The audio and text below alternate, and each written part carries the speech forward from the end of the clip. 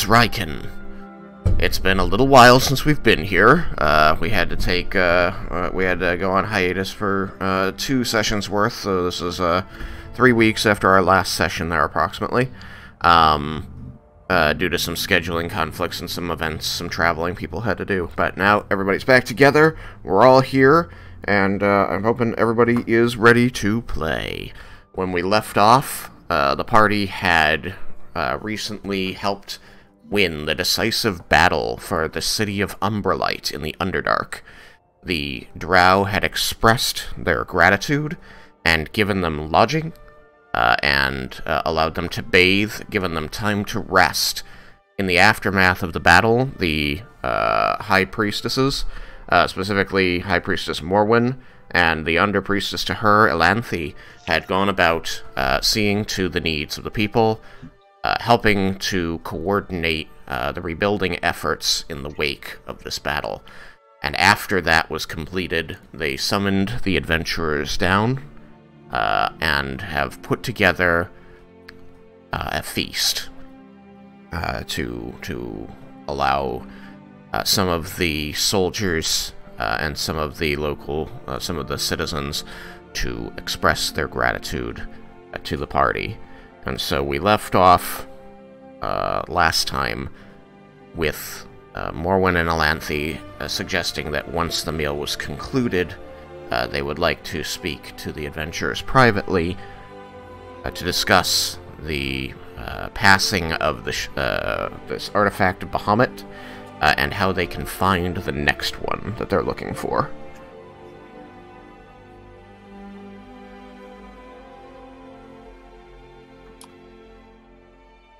And I know Lara Mendes had also explained that using Ash, we can have a conversation with Zephyrius in Volinar to begin establishing conversation between the two cities. Yes. So, as you discuss this, the drow around you, including a pair of Drider, are partaking in this meal, and there is a sense of kinship and camaraderie that you, as people who are mostly experienced with the stories of drow, do find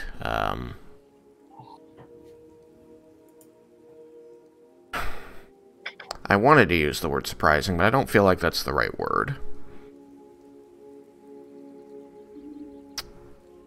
But it is interesting to see these people who had always been portrayed to you as terrible, as tyrannical, and as never without their mask of being a warrior, sharing this meal and speaking with each other of the battle, how they survived, and of things before it and plans for the future is unexpected.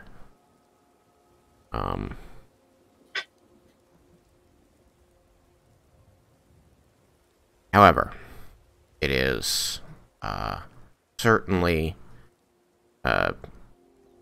just like any other people that you might have had a moment to share such a time with in your past. You are surrounded by the soldiers, and as the meal progresses, some of them do seem to reach outside of their bubble. You know, they turn from their conversations with the drow beside them and seem to give more attention to you, surface dwellers. And finally, one of them, the one next to Leah, you do recognize him as the soldier, Irin, who had shown you to the bath earlier. Huh. He turns from his meal and seems to sort of surreptitiously, he's like testing the water and says, very carefully, "So, you've lived on the surface your entire life?" Yeah. Multiple places, but yeah, all on the surface. And living under the sun is good? Not painful? No, it doesn't burn. Not for me, at least. He kind of like, he's nodding and he looks across at Vendar and says, Have you ever come to the Underdark before? No, this is my first venture into the Underdark. Oh. Had you heard stories before? Of course. And mostly horror stories. he seemed like he was gonna say something else, and you say horror stories. He kind of shrinks back a little. Oh, of course. So it's not so bad. It's actually been kind of fun. Really? What what was fun about it? Yeah, it's a lot of adventure. That big giant monster thing that we fought, that's a fun fight. As long as, we survived it. Would have been less fun if we didn't. Giant monster? Do you mean the creation of the Earthid? Yeah, that thing. When you say we survived it, Laramendus quickly glances at Yukikaze and then glances away. Yeah, I'm gonna let him. I'm not gonna correct him on that one. You're pretty far down the table. All right.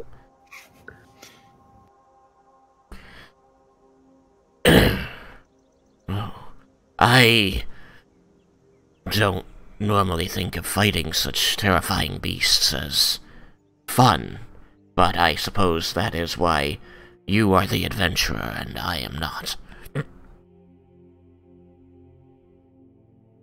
Yeah. It's not an ordinary thing.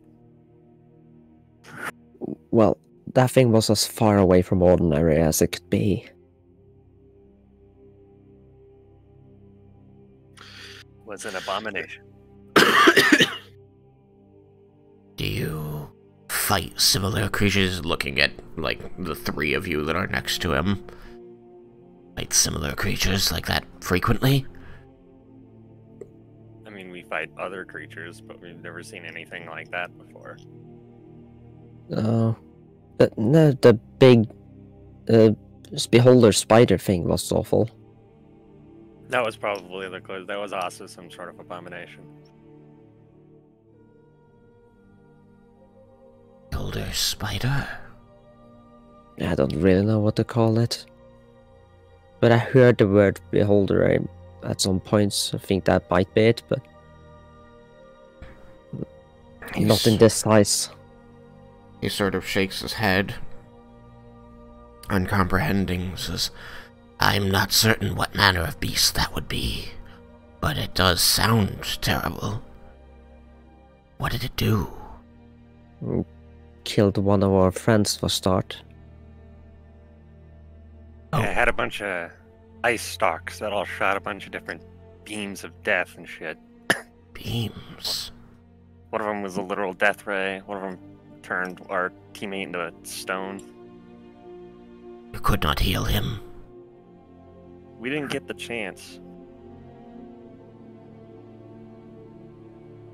That must have been terrible. It was. It was difficult. Was he a good friend?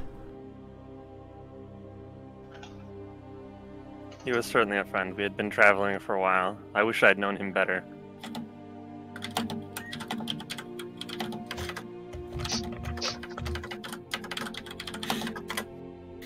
I lost several of my friends in this battle today, so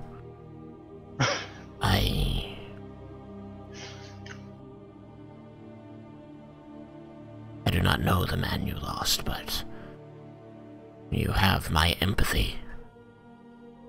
Thanks. I only wish I knew him more. He was a quiet person. Neither of you knew him very well.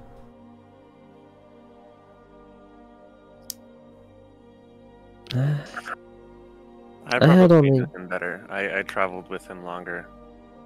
But he was a stoic man. Or dwarf. Stoic dwarf. Dwarves.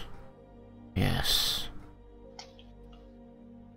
There was a lot about him and about his past that we never really got the chance to learn. But he was a good man.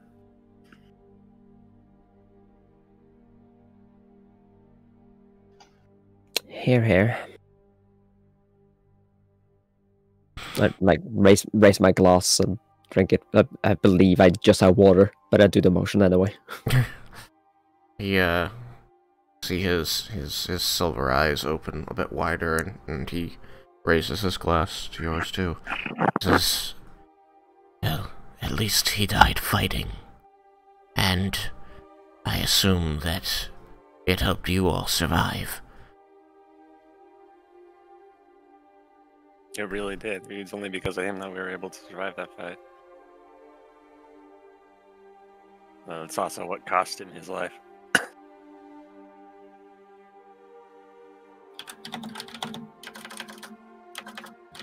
Yes, the unfortunate thing about glory is that you don't often get to enjoy it yourself.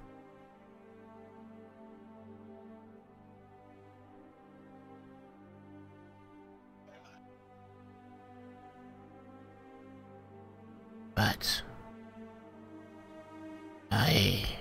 and he looks across to Elanthe, as he raises his voice and says, I would like to propose that we raise a glass in the Surfer tradition in the memory of the friends and family we lost defending Umberlight today.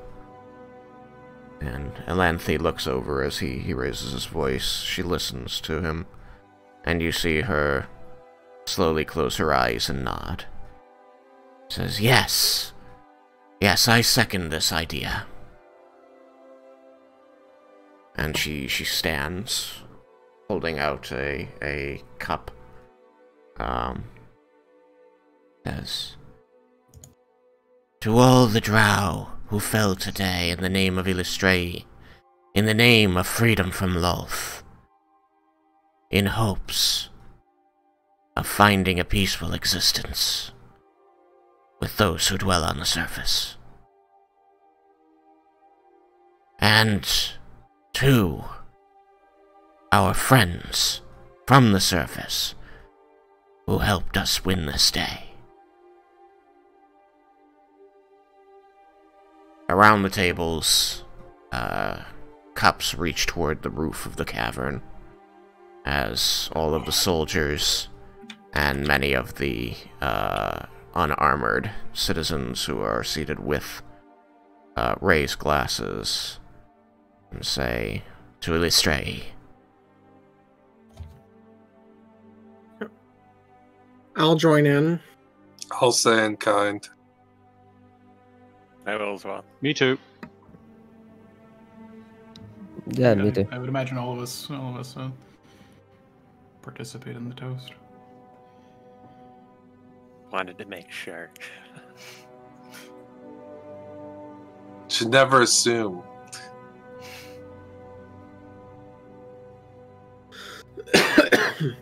Irid,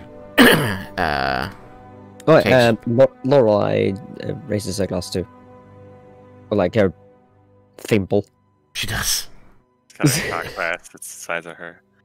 She will always give respect to warriors, so she does so as well. Irin takes his draft and sits down.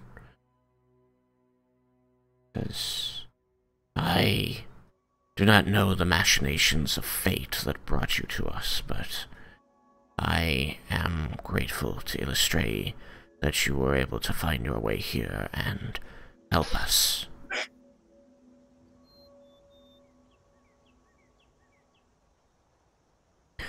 If there is anything around the city that you would like to know more about, or some place you would like to visit, you need only ask. It would be an honor to help such as yourselves.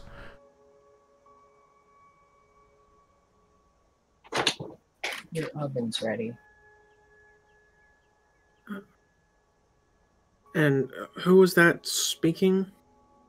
Irin, the one next to Leah, he's mostly been, Right. because it's a long table, so he's mostly been speaking to Leah and Vendar and Raiken, but, you know, some of his words will carry further down the table. Just making sure I understood who was speaking. Mhm. Didn't want to jump in that conversation I wasn't exactly a part of.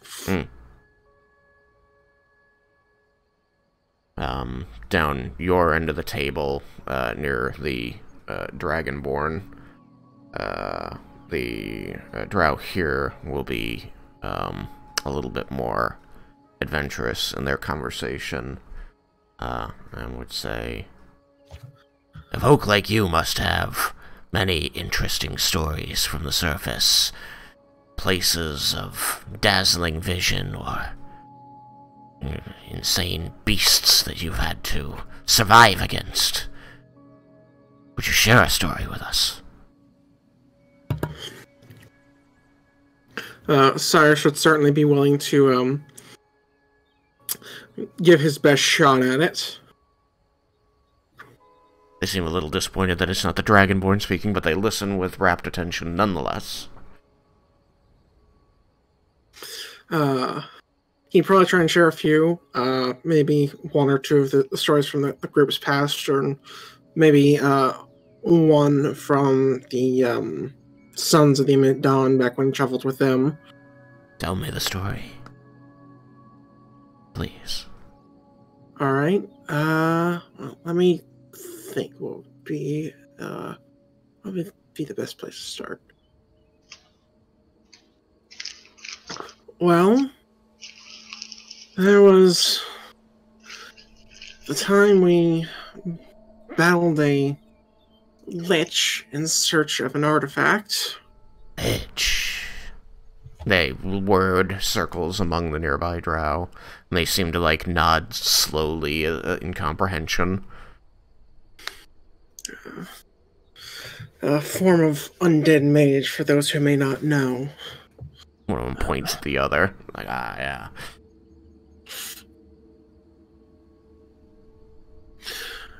He had been held up in a temple seeking to hide.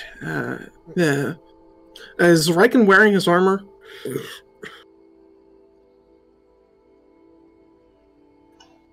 I'm not sure if Raiken is still having some connection issues.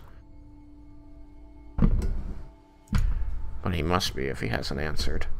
I believe he isn't, though.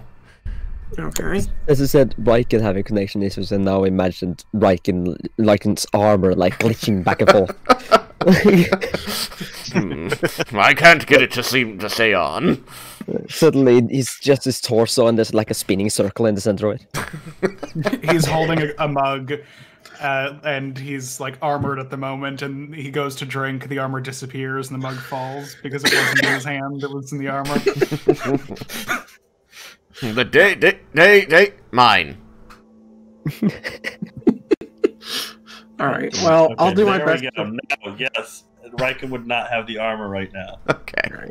Well, then, I do my best to describe it. I don't remember exactly how it looks offhand. It looks alien. It doesn't look like any kind of plate armor that you've seen a smith forge in your lifetime.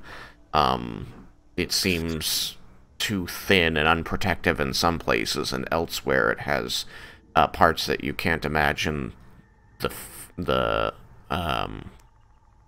purpose of, in that it had, like, horns on the head that didn't seem particularly intimidating, like it might be used on a piece of armor, and the helm's visor was some kind of transparent material, which is just, it looks like glass. And you imagine that would be incredibly dangerous if it broke. So, yeah. So I'll do my best to describe it to them and say, some of you might have seen that one over there wearing it during the siege. As we're moving from ring to ring.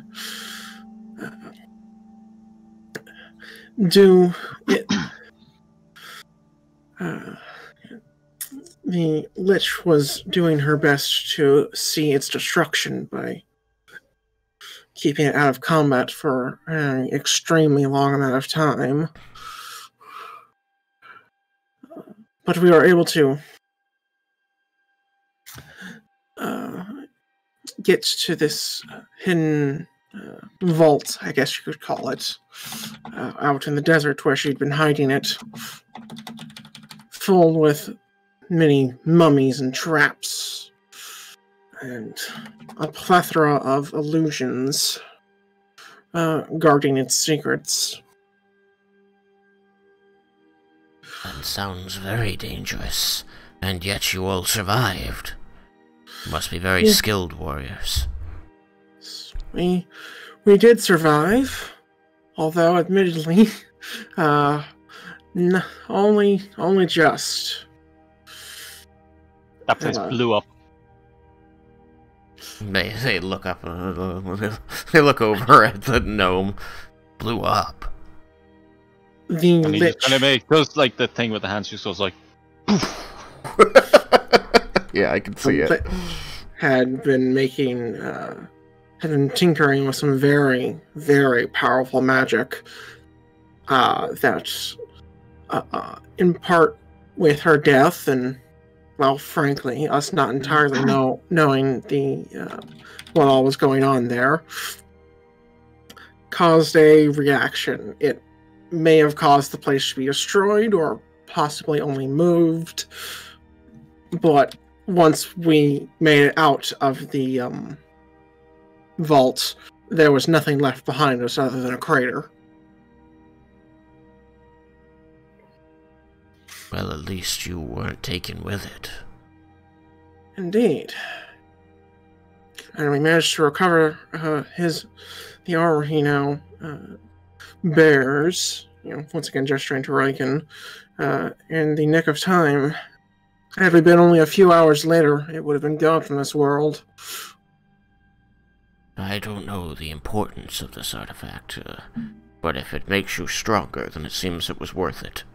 Well, I don't wish to steal his thunder, but... And I kind of chuckle at that.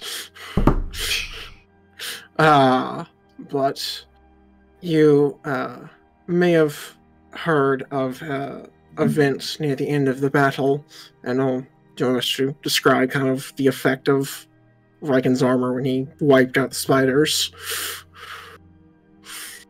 That was because of this armor? Yes, without it, I don't know if this battle would have had the same outcome. Powerful magic. Was it some god-blessed item? Yes, he is the champion of Cord, is why he's able to wear that armor. They like ooh and ah and squint their eyes. Cord. He is that god of fighting, isn't he? Yes, I forgot. You may not be aware of the full pantheon down here. He is the god of battle, seeking for his followers to, gain glory in honorable combat.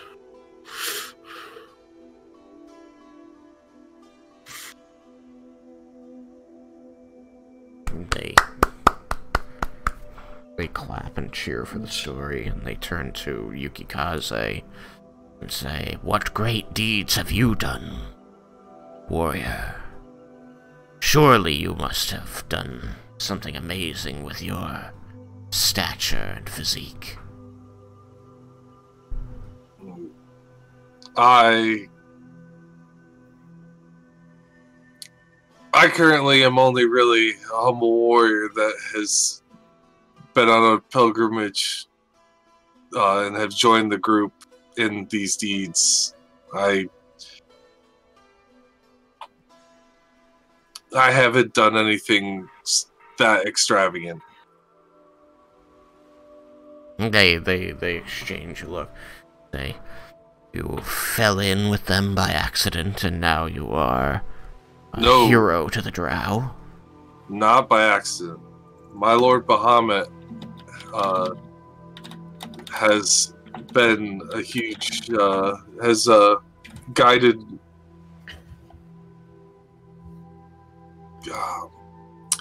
has given me some guidance. And following my faith, I have chosen to travel with the group. They exchange some hurried whispers, and finally the one nearest you says, Bahamut, the opposition to the Tyrant Queen? I'm forgetting, out of character, I'm forgetting the lore a bit with that. Bahamut's adversary is Tiamat? Yes.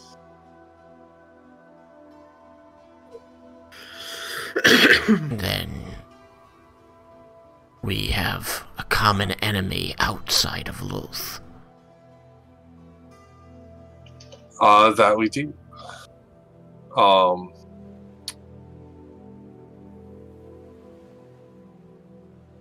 on a second. Do I wanna?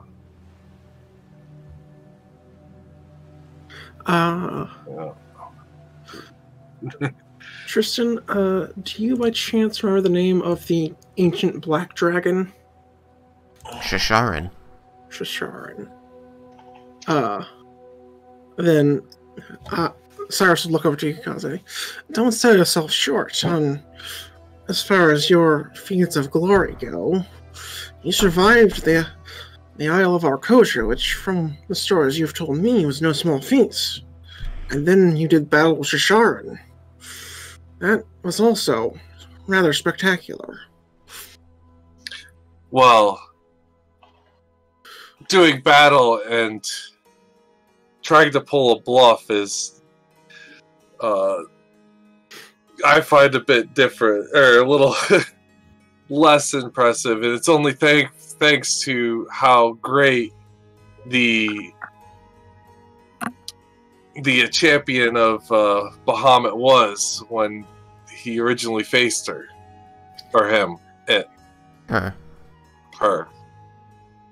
And speaking of which, I hope this is not online, Tristan, not a character. Just saying, with all these great feats, today is actually the champion Bahamut's birthday from the past. And I want to say, even though it might not apply to everyone here, happy birthday, Shagrazir. And we appreciate everything you've done for the Dragonborn and the world. There's a bit of a draft from that curtain that just was pulled back a bit. Don't worry, we'll staple it back down. But yes, because of how great he was as a hero, I was able to bluff my way to intimidating Shisharin for a brief repose. Or I think that's the word I want to use. And thankfully left shortly after because of another dragon interjected. Yes, Elsameth the Blue Dragon, just in case you wanted to remember. Your character does know. Okay, yep. You have faced down the children of Tiamat and come away with your lives. You've done better than us. The world's fate is in better hands with you than with us. Well, I partially disagree. Staying strong to your faith and believing in what you feel is right and standing or doing what you did today is a big step. We are. Oh crap! It's not less important at all. It was a great feat. What has happened here today? He smirks, his red eyes glinting in the dark at you. He says, "We struck a blow against Loth and won an important victory for Illustray. This is the beginning of a new dawn for old drow. Indeed. But we did already fail against the children of Tiamat. It is because of their machinations, their plan, that we were on Arcosia at all. Pilfering the vaults of the royal family.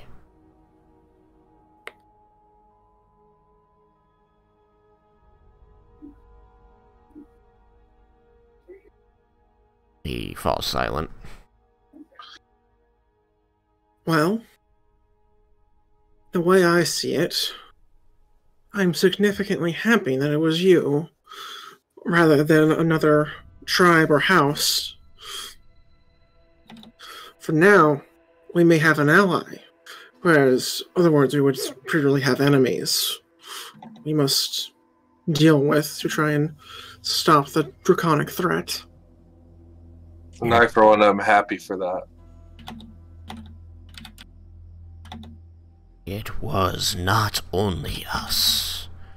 You will still have to go and find House Moonshadow and retrieve the weapon from them.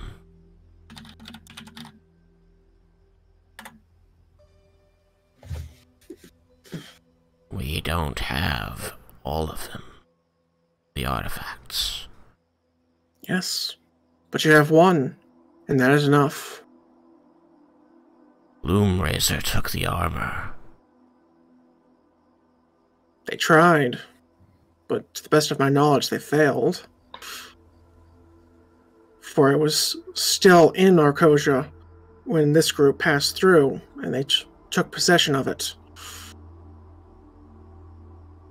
You're certain of that? It certainly functions like it. If it's not the armor, it is an impressively powerful fake.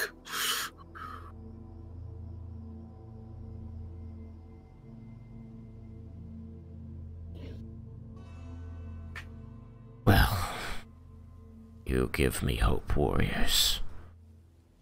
Not only for the future of Umberlight, but that beyond the walls of this cavern,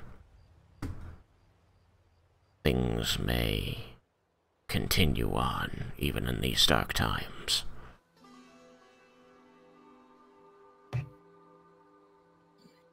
That is the plan.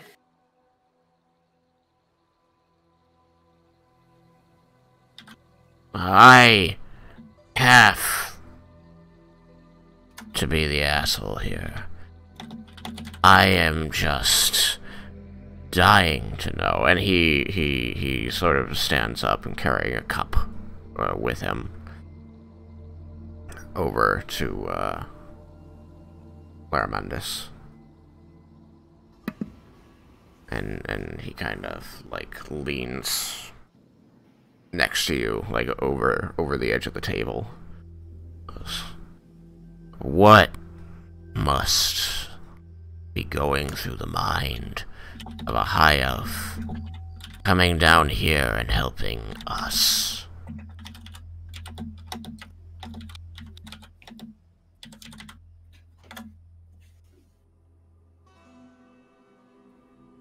Armandus seems thoughtful for a moment.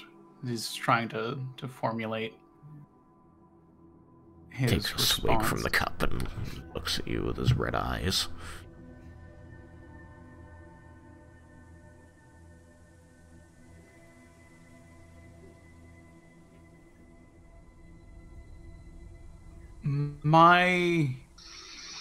One of my goals in my time has been to pursue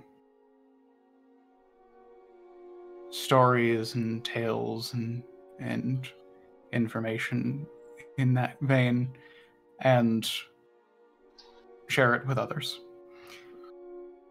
I find that this should be a most interesting new area of academic interest. As you are speaking, you do see, like, his expression sagging more and more, and he takes swigs from the cup more and more frequently. Just, by the time you finish, he's just, hey, your gods, are all the high elves this talkative? I'd say he's a special case. I mean, that depends what topic you broach with who.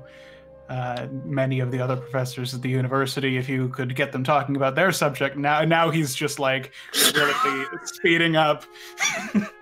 Could rant for many, many hours. There was this one. Apparently, Laramindis' subject is to rant about ranting.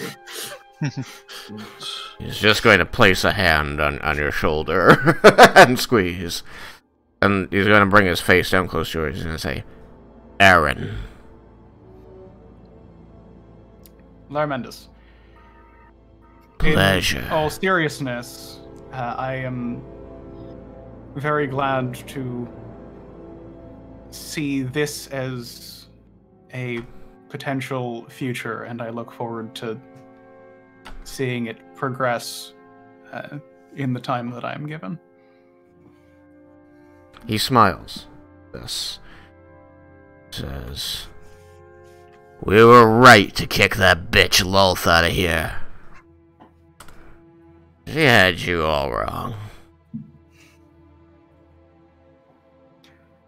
The priestesses seem to be watching his performance with poorly covered amusement.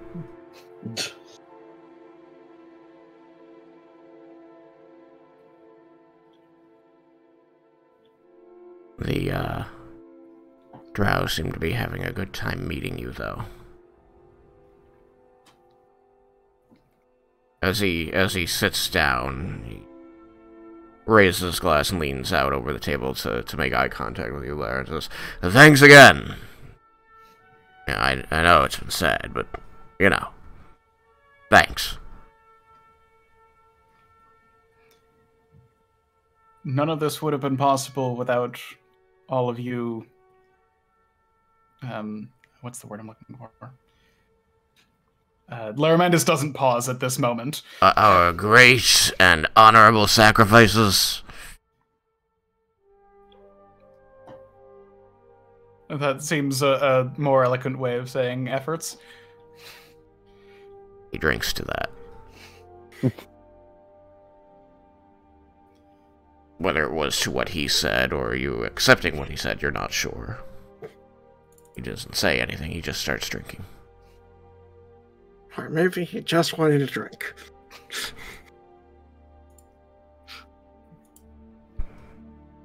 Sometimes you have that effect on people. The whole dinner carries on for about 2 hours until everybody is either full or drunk. Before the soldiers begin returning to their homes or their duties, respectively. The priestess, High Priestess Morwen, stands, gives one final thanks to the soldiers and to the families who have supported their efforts, who have come out in support of Illustrae, and promises at least this group here, which is, as you know, just a small portion of this city, that in the coming days, repairs will be made, and changes will come into effect that will align the city and its governance better with the wishes of Illustray.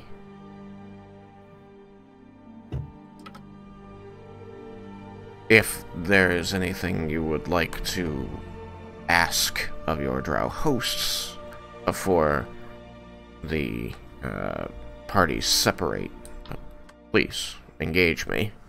Otherwise, I can carry us to the next scene.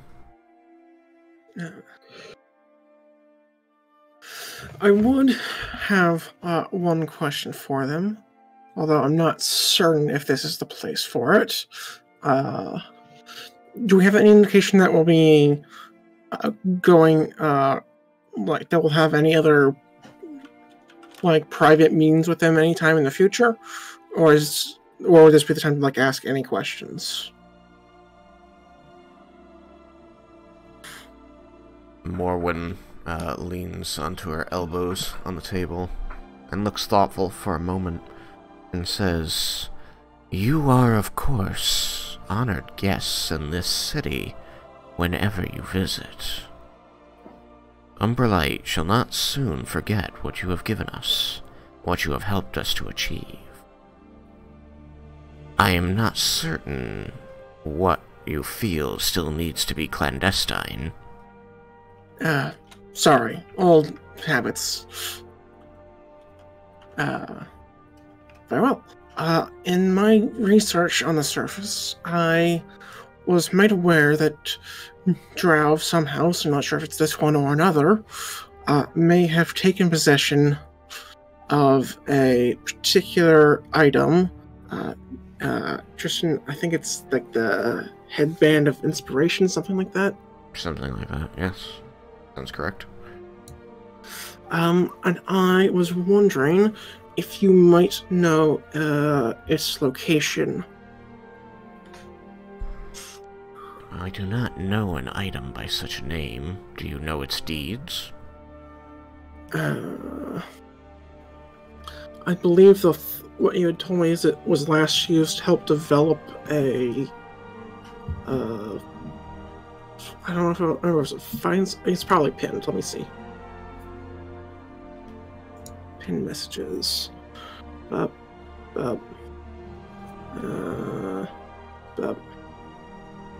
Nobody ever asks Laramendos to just legend lore an item like that. Well, I used to think you had to like have the item. I only recently learned out of character that you don't. Oh, okay.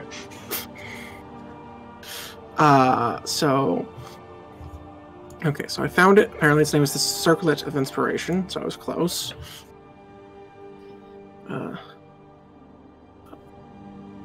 It had been recovered by a dancer who went on to invent some of the most complicated choreography known to the world. So, to the best of my knowledge, it helps people discover and invent new forms of art, whatever that may be for them. I think I know. We call it the Artist's Eye. Yes. It is here in the Underdark. You seek it? I do. I am hoping to recover it and perhaps use it if it's not in a fitting home. Well. But if it is here, then I have no intention of taking it from you. It is not here in Umberlight, but I think that I know some people who can put together the information you need to locate it. I do hope, though, that you will be discerning in what you use as a metric for determining if it's in a good home or not. Well, quite simply, I want to make sure it's being put to use, not just being stored in some treasure vault. I do believe it is at that.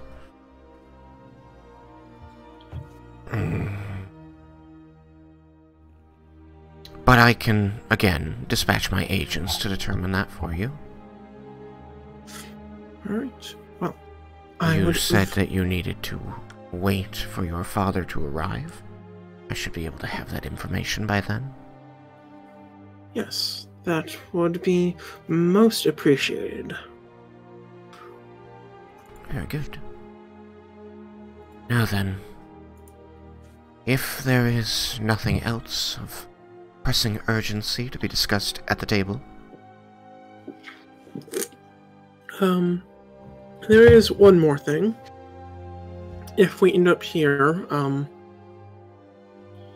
if we end up staying here tomorrow, while still waiting for my father to arrive, I do not know how long it will take him, I would like to offer my services in attempting to help rebuild. While they are not great, I can produce walls of stone, and a decent number of them in a day, to help rebuild structures or make temporary housing if needed for anyone who's been displaced. She smiles and says, "We may have excised Loth from our lives here in Umberlight, but we drow are not without pride. I will ask the city planners if they have use for you, but I feel certain that they will want to perform these labors without further assistance from the surface." Understood. I just simply wish to help in any way I can. And it is appreciated. Mark me, you have more than earned the title of heroes in our eyes.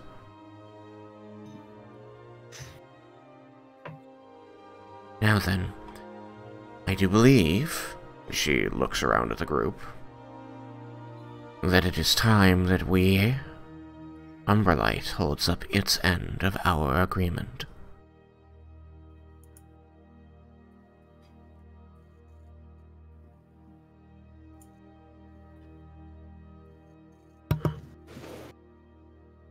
With that, she and Alanthe and their guards will rise and step back from the table and bid you follow them.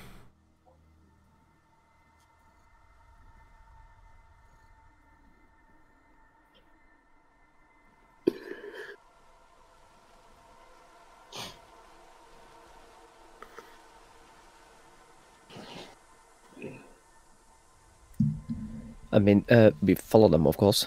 Yeah, I was gonna say. Of course.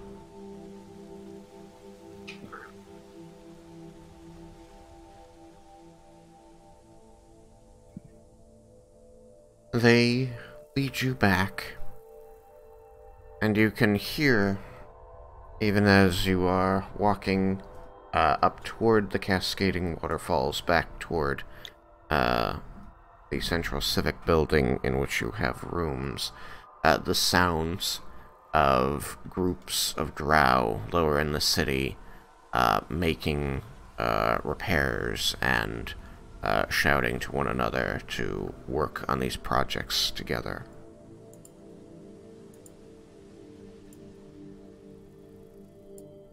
You are led to the second floor of the building, into what seems to be a private office slash library. There are several shelves worth of books here, all apparently penned in Undercommon.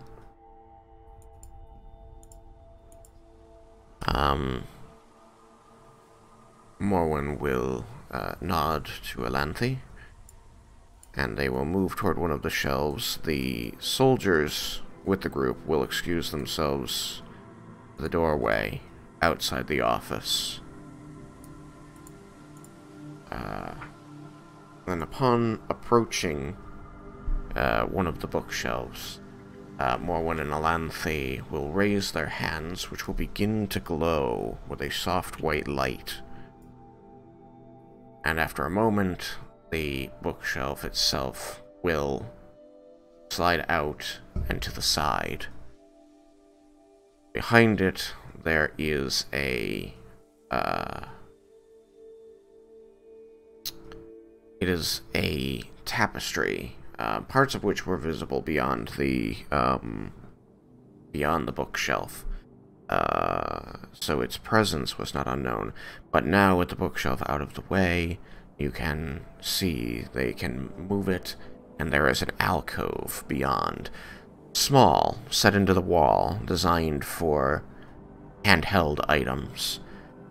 They lift it momentarily, and when they turn towards you, High Priestess Morwen, is holding in her hands what looks to be a silver shield covered in dragon scales.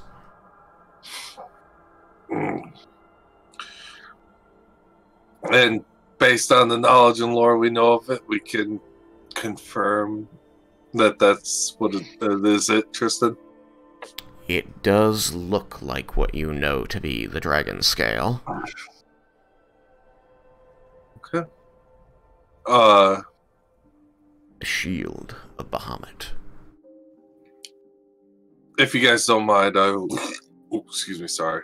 I will step up and, that was a good dinner. I would, like to step up and take the shield.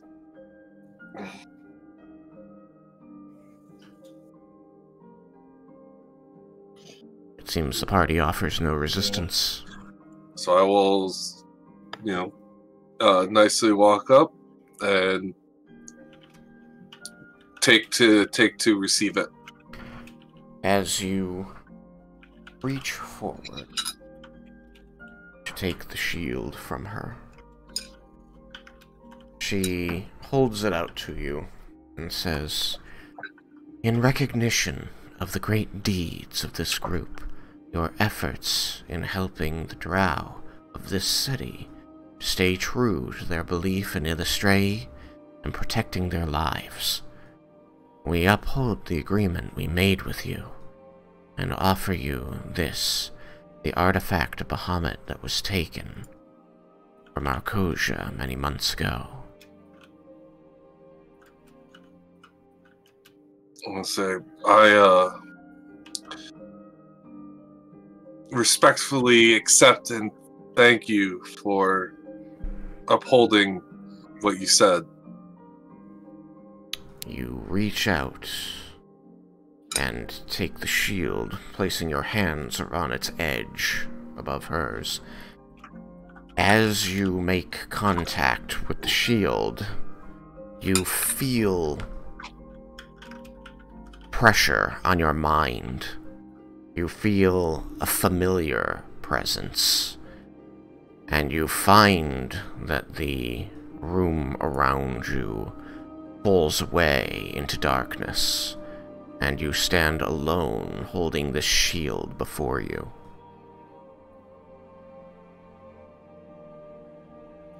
I'm going to take you with me, Malachi. Oh boy. Con. I'm gonna die! No, I'm just kidding. Rip. It's a trap! What a twist! No, I'm just kidding.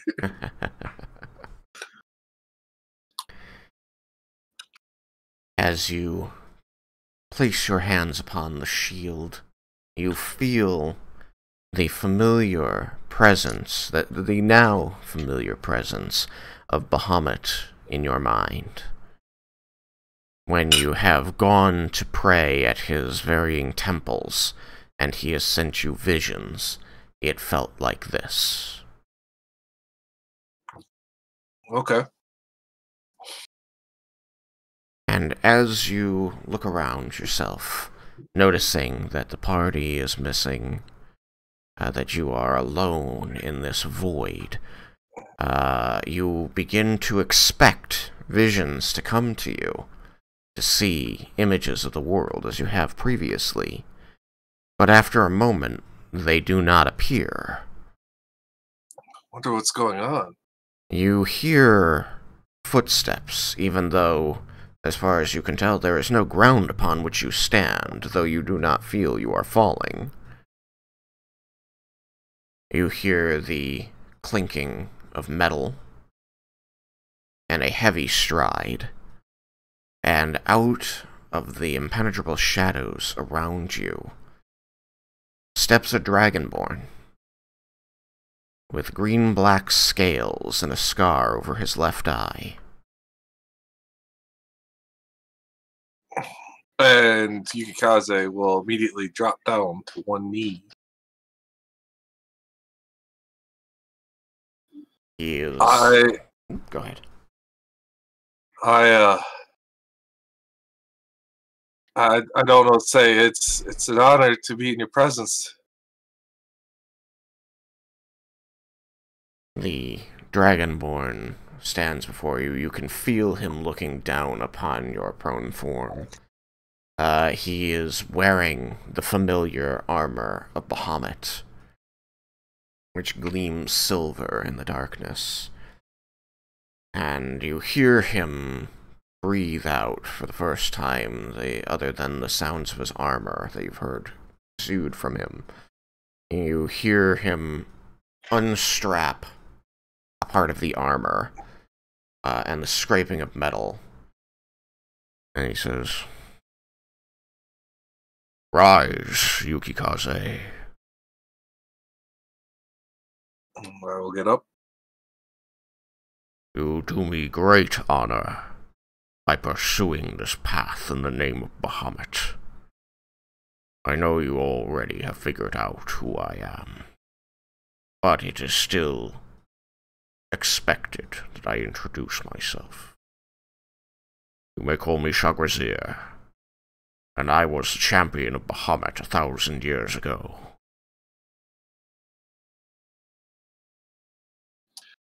I have always... No. We've always been thankful to Dragonborn for what you've done in the past.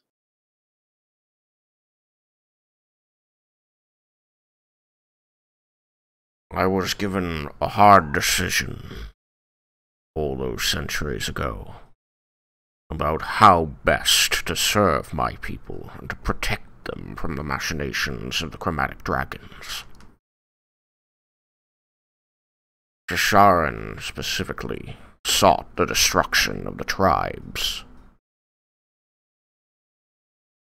And it was with these gifts granted me by Bahamut himself that I drove her back and saved our people for a time. Alas, I have been too slow, and many of our kin have fallen. Take heart, Yukikaze. I, too, experienced great loss before my success against the beast. And you have found yourself many more allies than I myself claimed. But you also find yourself embroiled in a task much more dangerous than what I did. Are you referring to that we have to deal with multiple dragons this time, of greater number? He nods gravely without saying anything, his eyes hard. When I took on Shisharan and felled her, it was the beginning of a chain of such events. My success inspired others, and we found a way to defeat all of the dragons. It is this knowledge that I wish to pass on to you now. Tell me, young warrior, are you familiar with the scales of the dragons?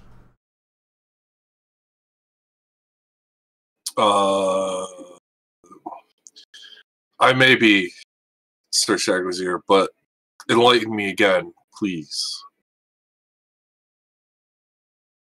1,000 years ago, after I managed to defeat Shisharan the first time, we found that I still did not have the power to destroy her. The children of Bahamut knew that if they were to fall, it would fulfill a prophecy, one that could allow Tiamat into this plane. And so, they sacrificed themselves to create the scales. I was able to take from the temporarily subdued Shisharan one of her scales, and they were able to combine it with their own to create the gem which you have seen. That is what kept her asleep for the last millennium. That is what kept her from sacrificing herself to bring back Tiamat.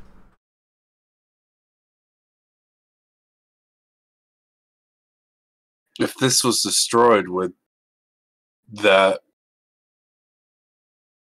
allow for her to sacrifice and bring Tiamat forth?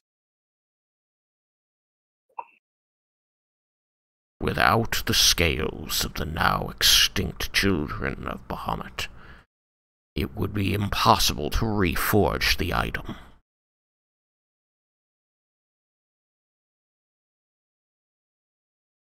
In short, yes. That's not good. And you must not let these gems be destroyed. You must find them. And you must use them to place these dragons on ice once again.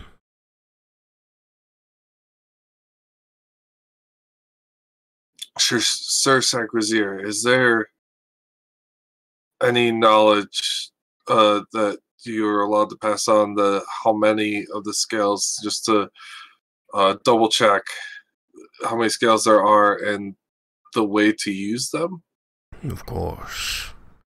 Your success is imperative to the survival of this world. There are 5 scales, one for each dragon, created by each of Bahamut's children. Through the sacrifice of their life, these gems hold the power to keep these dragons dormant. Now, unfortunately, it seems in your time, someone has learned this ancient secret, sought out these gems, and used them to revive those same dragons, releasing the spell which bound them.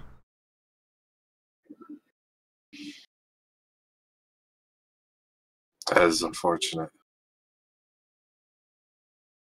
But I can teach you the ritual that will allow you to place the spell of binding on them once again. It must be performed only once the dragon has been subdued in combat.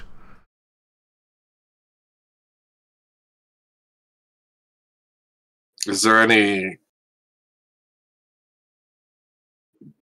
dead giveaway when I can use it? Because if I use it preemptively, am I not able to do it again?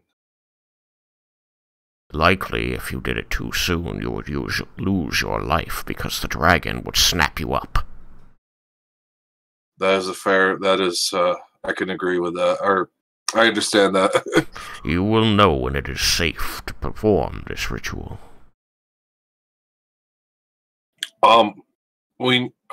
Checking my thoughts real quick, Tristan, there was one gemstone that we know of. I don't remember, we didn't get it though. Yes, the Scale of Shisharan, you know who has it. But we don't know about any of the others. Correct.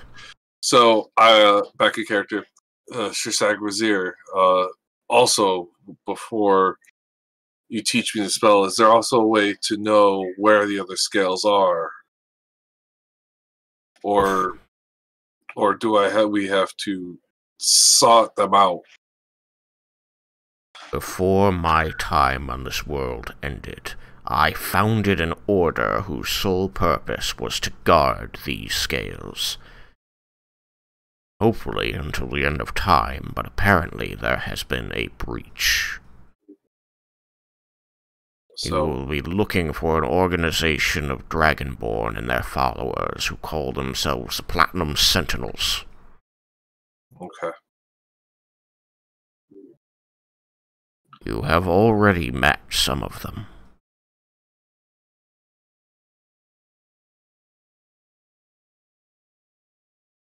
The factions, as I ruled, were to be kept separate from each other so that they could not compromise one another. But someone has managed to find them out. Yeah, it makes sense. So that if you take down one, you can't take them all down at the same time. Exactly. However, there is one further gift I can bestow upon you. And he will take another step closer to you and reach out a long clawed hand and press his finger against your breastplate, and you feel warmth in your chest where he touches your armor. Okay. You see a light coming up from behind your breastplate. And you know that it is the star pendant you've been wearing. Another thing lit up. Once you have lit all 5 points on this pendant by completing the trials of Bahamut, it can be used to locate the gems.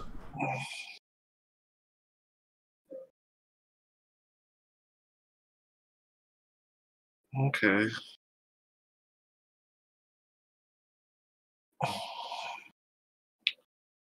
It would be unfair for me to ask what would I have to do to complete all the tasks for my Lord Bahamut, but those are for me to discern.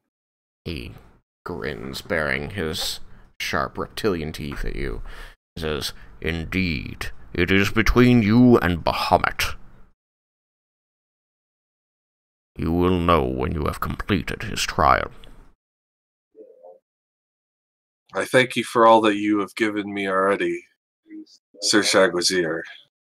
I am thankful that Lord Bahamut has allowed us to meet. And I am glad that there are still Dragonborn walking this world with the courage of the ancients and the will of Bahamut guiding their hearts.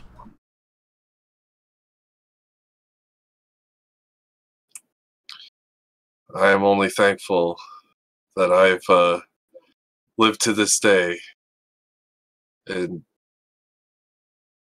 have done the best I can. You have proven yourself more than worthy, in my eyes, Yukikaze, warrior of Bahamut. Remain on this path. You will find your destiny fulfilled. Thank you for crossing time and space thank you for leaving the spirit realm with Lord Bahamut to impart this knowledge to me. Even now, I perform the will of Bahamut. Our Lord knows that you are capable of succeeding here. You are my legacy, Yukikaze. Wear that badge with pride. I will strive not to disappoint. Because I didn't describe it earlier, you would know that the scraping of metal that you had heard before was him removing his helmet and placing it under his arm. But at this time, he reaches out his other hand that is not holding the helmet and offers it to you. Oh, of course I take it. Like legitly offers it to me? Like, yeah, he wants you to take his hand. Oh, okay. So yeah, well. I can offer you one further gift at this time, if you wish to accept it.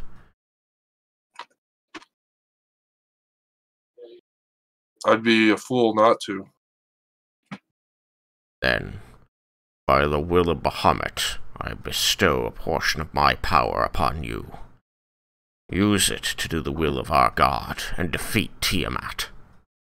and her ilk.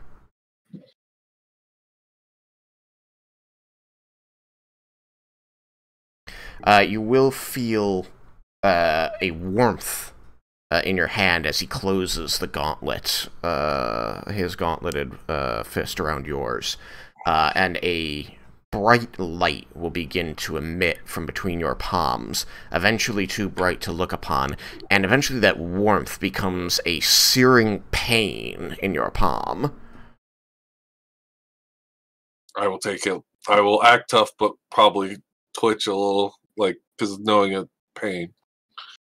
But I will stand my ground. You do see him eyeing you as you do this. He is not nearly as tall as you, just so that you're aware. You are a very tall dragonborn. He's closer to 6.5 feet tall. But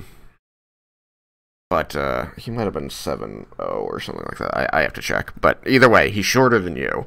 But he does look up, and he sees you buckling, and you can see the edge of his mouth curl.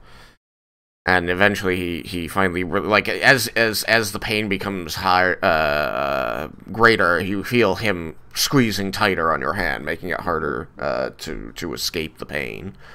I wouldn't try to escape, but I'm noticeably noticeably feeling the pain, but being a tough guy.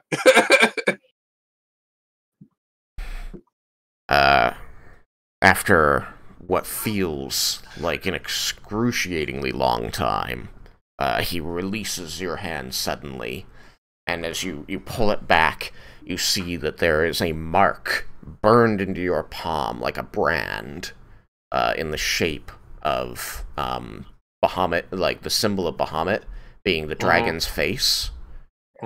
Only you notice that there are 2 lines over the eye, and these 2 lines seem to match the scar that Shagrazir has over his eye. Oh. I have granted you the ability to channel some of Bahamut's light to smite your enemies.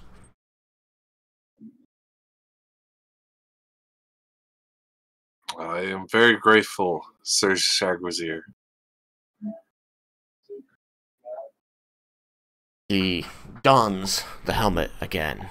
Says, bring the gifts of Bahamut together. Use them to smite the dragons of Tiamat.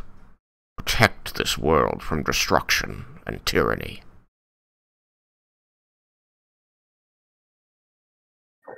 And along the way, do not ignore the suffering of the small. I will always do everything in Bahamut's name and follow his teachings. He pounds a fist against the chest of his armor. I will do in kind. And he will turn and begin walking away, and you see he's swallowed by the darkness again. The pain in your hand returns momentarily, and you find that you are once again holding the shield between your 2 hands. And suddenly the room around you has returned, and you are standing before the High Priestess Morwen. Okay. Thou shall return us. Okay. Welcome back. Welcome back. For a slightly protracted moment, like just longer than seems entirely proper, Yukikaze stands before Morwen, holding the shield up between them.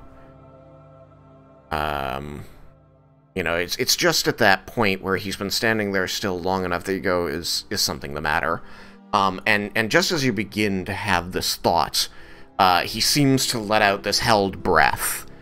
And it comes out as a hiss as he pulls the shield back to him, like tucking it quickly under one arm and then grabbing his his right hand in his left, and holding it as though he's been hurt. Oh, I was actually going to say something for them. If you've got something better, no, it wasn't better at all. That was fine. Yeah, continue. Okay, I'm sorry. I was just setting the scene for them. But yes, apologies for that. You may take control of your character back. Oh, no, that works fine. I was just going to ask, like, what I was doing in that state, and then what I do after. But, so yes, you guys see me do that. And he... Like, you see that I do feel like I look like I'm in quite a bit amount of pain.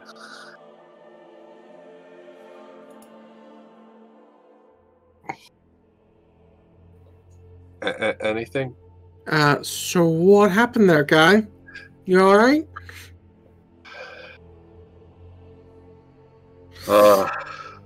Morwen does take a bit of a step back. I believe, we've been given a gift and an answer to our dragon problem. Gift that hurts? Anything that is worthwhile does not come easy. Alright, then what's the catch? With me receiving the shield, I've actually was blessed with an encounter with Sir Shagrazir. I think it was destined to be this day, or this receiving the shield here on his birthday after a great battle.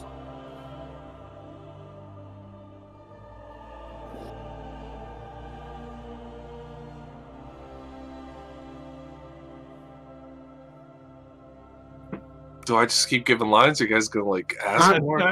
This is expectantly, like eagerly. You get the idea. Probably writing stuff down right now. Yeah, you get the idea that he's like perched over a notebook taking notes. But okay. He's not. And the light from Ash focuses a bit more on you. Yes. For my faith in Lord Bahamut, with receiving one of the items that Sir Shagrazir carried to fight the dragons, he imparted me knowledge that is extremely important. I don't know. There's only us in this room. The least amount of people that know is probably the better. But you guys remember the scale of Shisharan that we dealt with outside of, what was the city's name, Tristan? Tuka. Yeah, that's right, Tuka. You remember that scale, right? Yeah. Sir Shagrazir gave me the means to utilize the scale to seal the dragons again. We need to retrieve those scales. And there are 5 in total. They could be scattered everywhere. But wasn't the Scale of Shisharan destroyed when they resummoned her? Its location is currently unknown to us. Although I believe Dusty going after that? I believe that Dusty was heading in that direction and hoping to find it there. Although if it was left there or not is something that we can reach out to him and discuss. Well, being that this it wasn't destroyed in the ritual. No.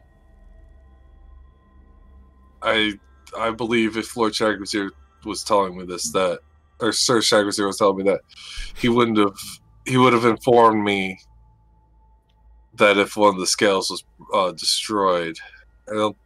So I do believe it's still intact near Tuka, and that there possibly, being that it was in that location, there might be some that were meant to be guarding it still present there. Well, that's all well and good for 4 of the scales, but I don't want to seal the green dragon. I want to end the green dragon. But Raiken, even, well, if we can destroy the green dragon, it still does not hurt and is wise to have other means of stopping the dragon. We can't just bank on the possibility that we are going to be powerful enough at the time that the dragon finds us or we run into it to stop it. I'll bank on my abilities. There is still merit in having a backup plan. Even though we know we will not need it.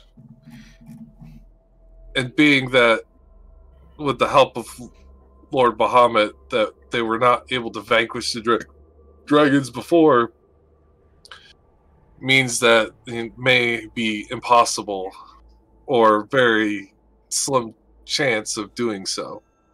They didn't have the power of corn before.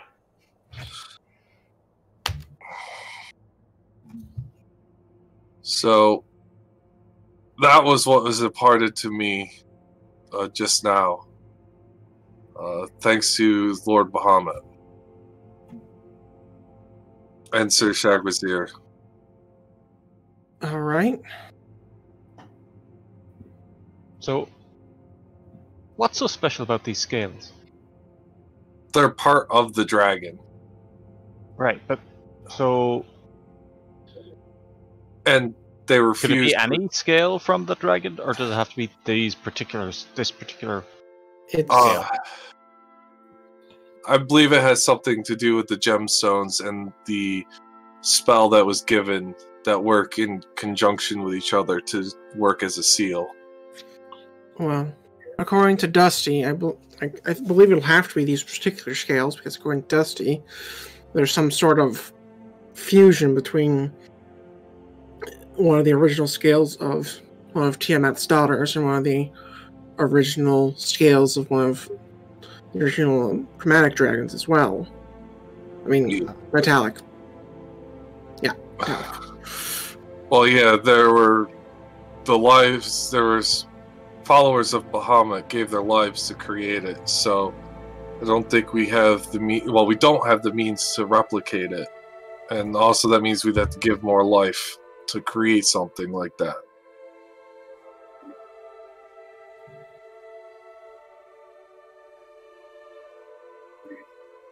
Okay. But that is at least we have another some good information and means of hopefully taking care of the dragons now.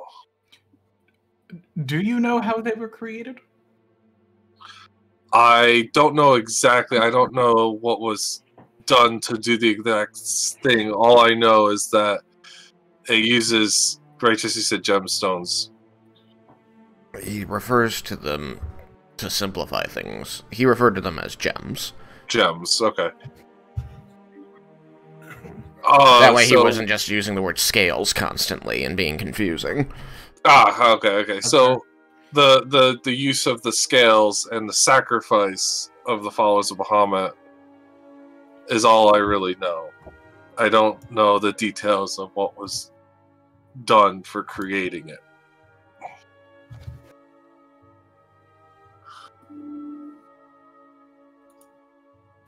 So, other question. Do you know how to use that thing? Well, frankly, I've never seen you use a shield. I am a warrior, a battle master. I am capable of using many weapons and armor. I don't know if I need anything special to use it out of character. No, you as a fighter, you are automatically proficient with shields. Yeah, so all you gotta do is put it on, you can use it. If it's magic, you can attune it. It's just not typically your fighting style. Proceeds to wear it like a hat. Am I doing it right? Close enough. I am a fighter. I can strategically choose when the best time is to use it and when not. It'll probably be a mix.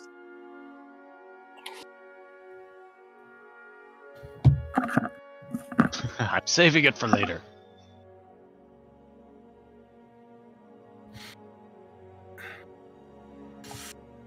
All right. So there we need the sword and the 5 scales.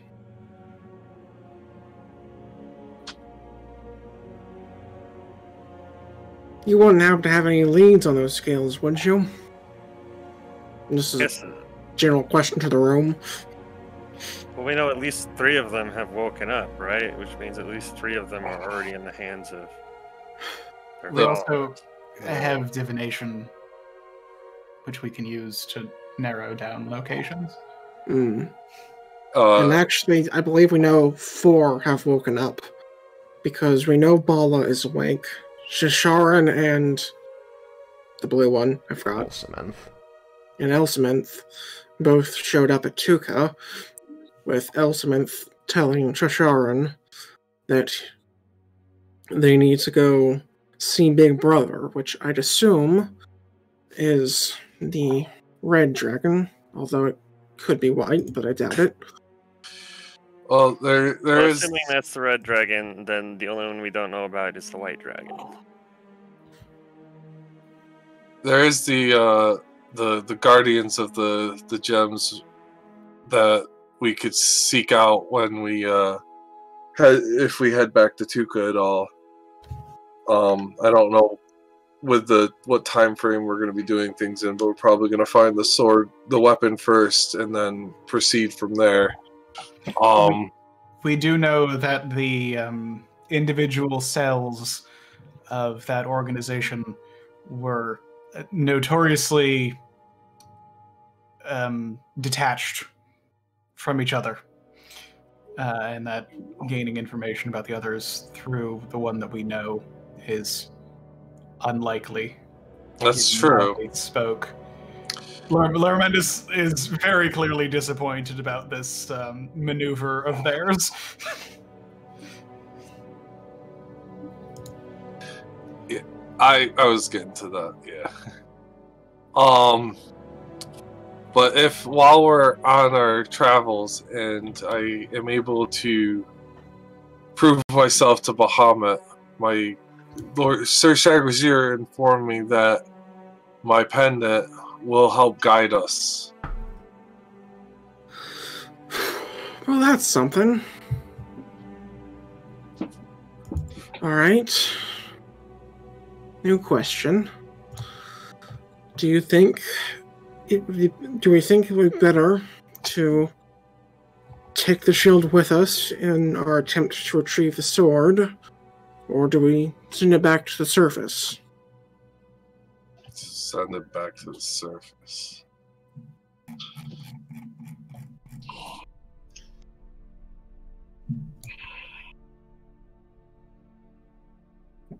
Question: Was your statement there was it a statement or a question? It was more like a pondering, like, do I want to let it go to the surface?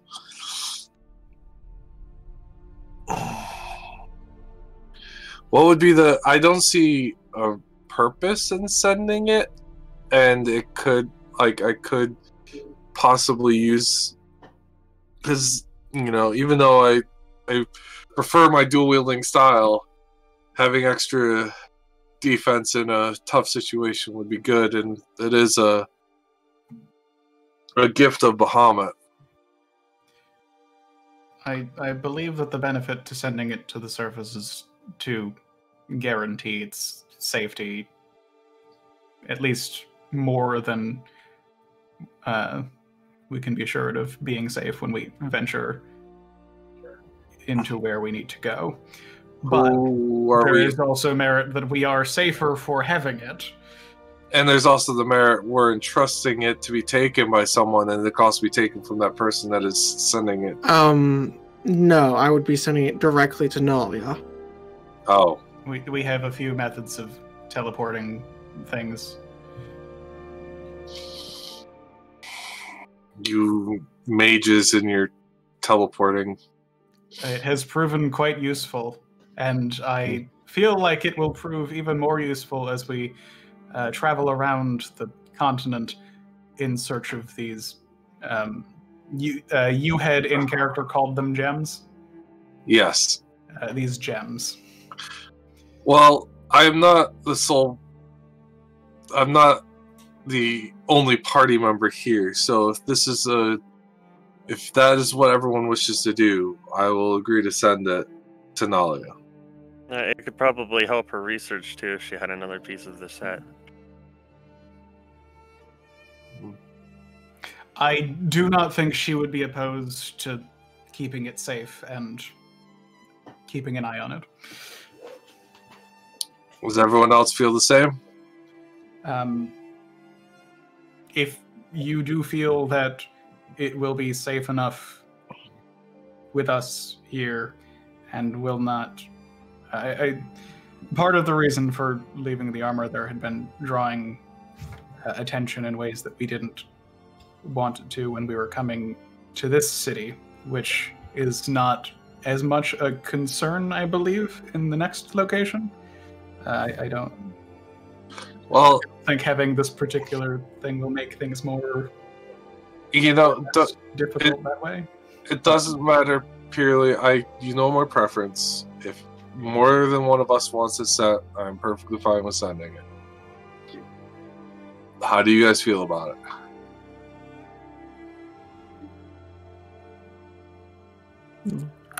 Out of character, what are you currently attuned to? And in sword I would have to choose one to get rid of. Where is equipment? There it is. Yeah, the bracelet. So once we're out of here, I could get rid of the bracelet, put on the shield. But to the sounds of it, we got more people that that would like me to keep it safe and send it. Agreed? In my opinion, I think it should ultimately be up to you because you're the one who would be using it. Yeah, but we're a party. We're a group. And I trust you guys my back. Only 3 people have spoken so far. I don't mind one way or the other. What about you, Leah? Sending sounds wiser to me. Joel? Yeah, I agree. So that's 2 for sending it. Out of character. It's so he just got the fucking thing. Now, on the other hand, I think, even though I am the one who posed the question, I think he should keep it. Because frankly, our time is limited and he will need time to learn how to use it. And use its abilities, more specifically. Wait, it has abilities? At least I'm assuming it's not just a shield. But you have to attune it so you get abilities. It's a magic shield. Well, I don't know. Shields? I don't know. I'm on my journey. This is the most magic items I have. I don't know everything about them, so you feel this shield humming in your fingers. There is power within it. Could just have really strong defense. Oh my gosh. Alright. Anyways, so okay, if you don't know what it does, then bare minimum, I think we should find that out before just making votes on whether it should stay or go, so we know how much use it could be down here. And we're planning on staying in the city until your father arrives, right? Yes, and perhaps you'd be able to offer another solution or advice. And you could send it whenever, right? Well, I can't send it today. I don't know about Larmendus. I am unable to cast the spell today. Well, I guess we're stuck with it for now then. Alright. So unattune your bracelet. You can live without seeing for a little bit. And attune then the shield while we have time. What is it, no light in the city? I mean, there's not much. Like, the city is, like, dimly lit in many places, yes, but, like, there's only light where there kind of needs to be. Anyway, so it's dimly lit in here, and it's dimly lit elsewhere. Just anywhere you might need to read something is where there's going to be dim light. Otherwise, it's going to be, you're in a cave. The whole city is in a gloom, because, as I said, the waterfalls cascading down from the roof of the cavern seem to be glowing with this light. I really don't want to be tripping and stuff. I will have to say sorry to Hiryu, and I'll unattune that for now. Yo. I'm gonna do that because I'll keep my breastplate tuned because defense is important, and I want to be able to see. So I will do that. I will do the process of unattuning that and then attuning the shield in the process of whatever we're doing next, Tristan. That's right. I forgot about Spellbreaker. Yes, I have Spellbreaker on. Alright, so that is the plan. Okay. So Hideo, you're going to break your attunement to Hideo and begin attuning the dragon scale. Now, is that so? Am I alright to? Do you have that made up? Yeah, I have it. Alright, so I made it up 4 years ago. I was gonna say he's had some time. I mean, I started the campaign with some of these. Like the armor of Bahamut was pretty close to the armor of Bahamut, the shield, the sword were all right around the beginning of the campaign when I created those. Armor of Cord and the armor of the Pact were slightly after that. Some of these I've had for a while, yeah. Yeah. This isn't my campaign where things are created like days after I give them. Alright, so we've situated that out. What are we doing now, by the way? Question is, did I put it in any beyond? Well, yeah, I will tell you this. You are standing in this room, discussing this, loudly with each other, while the two highest priestesses in the city have resigned themselves to a pair of chairs and are watching you with interest.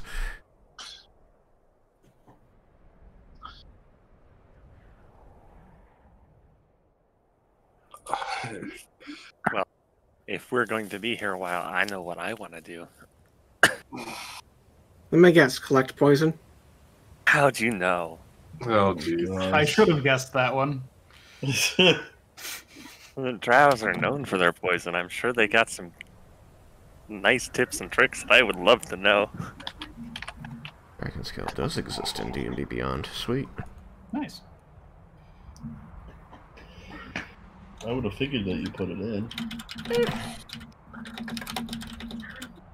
I'm not sure with myself. I probably still need to add the description of what it does. Yeah, I need to add the description of what it does to its description. That's the one in the brownish text. I don't remember. It's gonna be kind of orangey brown artifact. Yeah. It's just called Dragon Scale. Yeah. Alright. In any So, event, if I add that and you edit it, it'll update in here, right?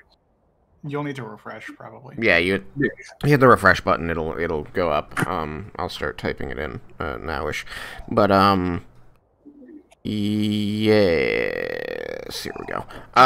You are standing in this room discussing this, which appears to be somewhat amusing to the two priestesses before you. Finally, as your discussion kind of peters out,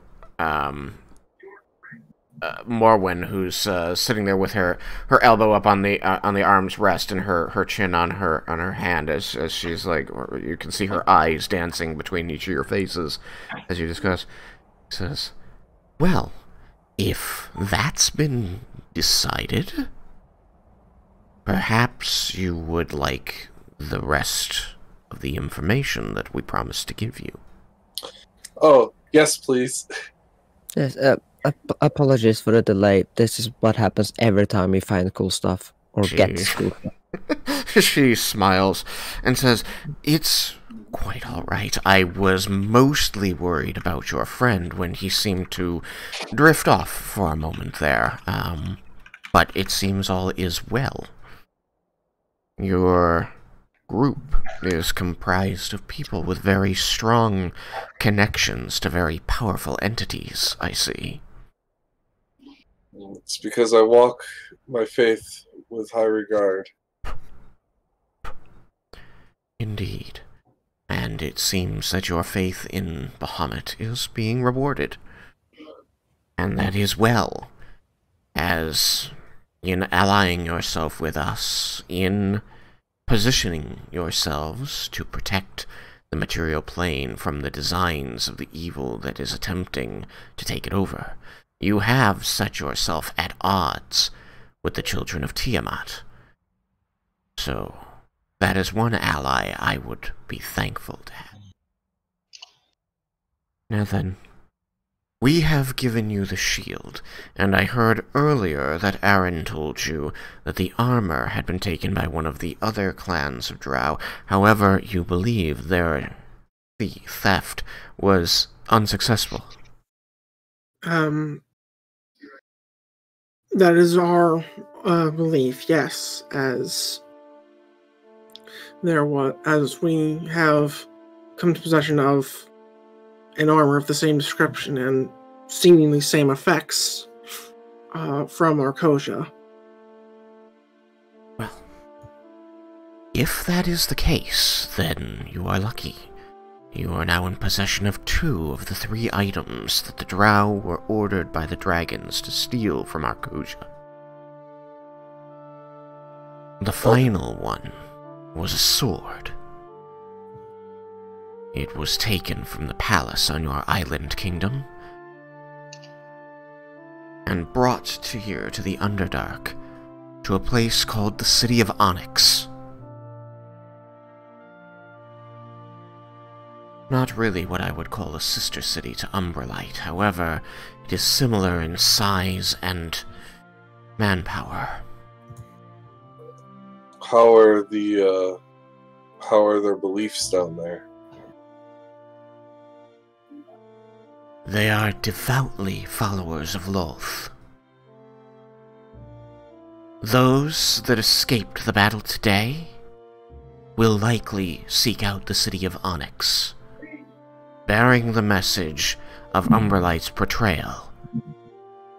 When you arrive there, you will be expected. That sucks. But you will want to go there with as much haste as you can muster, because in the worst-case scenario, they will determine that the sword is not safe enough, and they will move it. And it also gives them time to build up defenses, too. It could be one, either, or both. Yeah.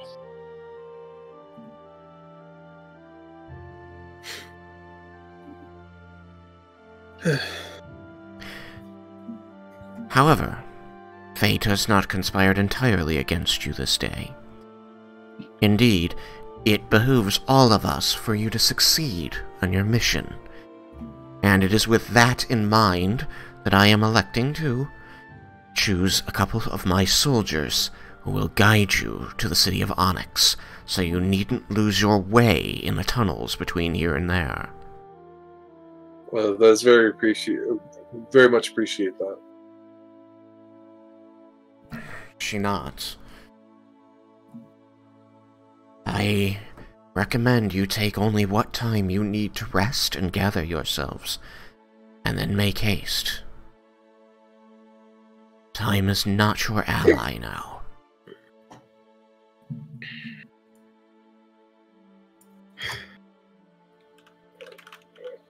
And I hope my father shows up soon. We may not,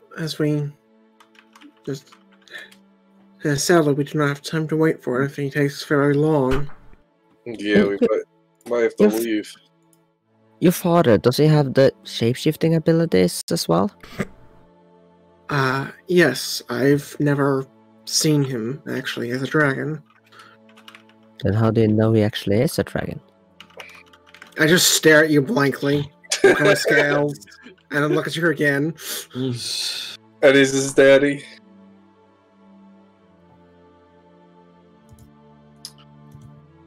I just blink. Anyway. Maybe it's just a skin condition. Yeah, I was going to say.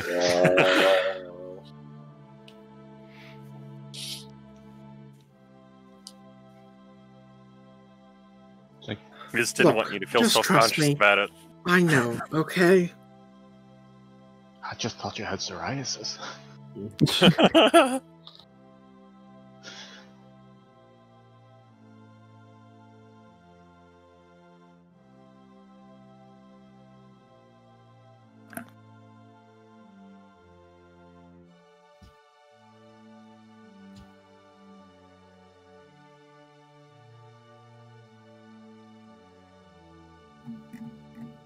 I mean, if I was a dragon and had a child, I would totally transform my form to them.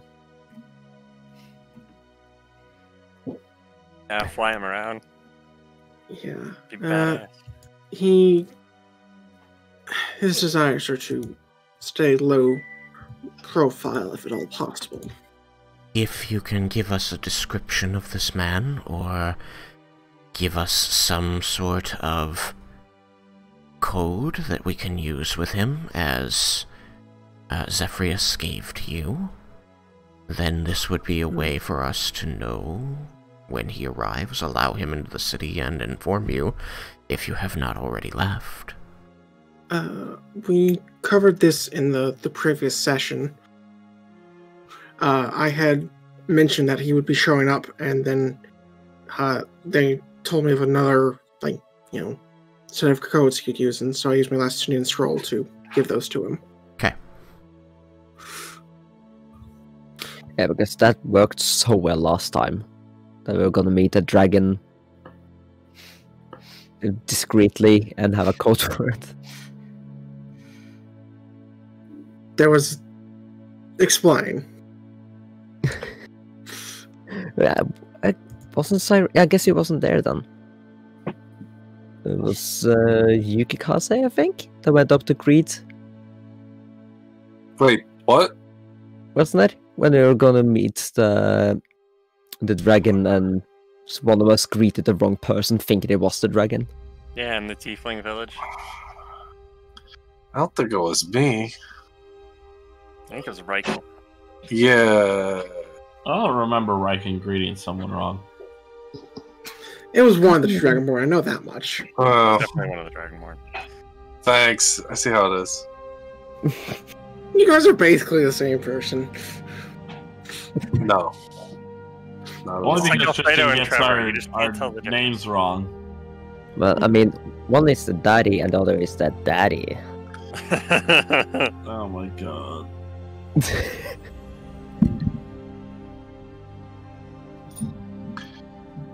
Alright, so do we need any other preparation before we...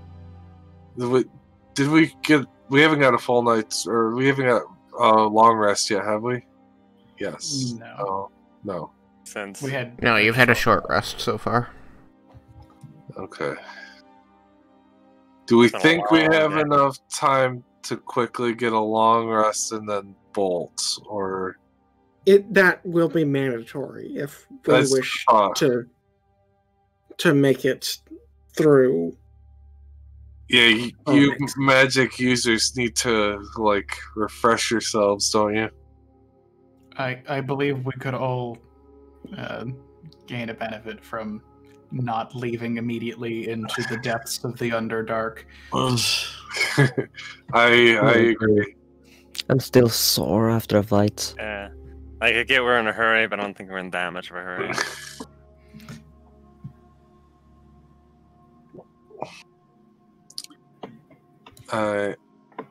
So I will turn toward the priestess and be like, thank you for everything. I think we should probably get some rest and look to shove out ASAP.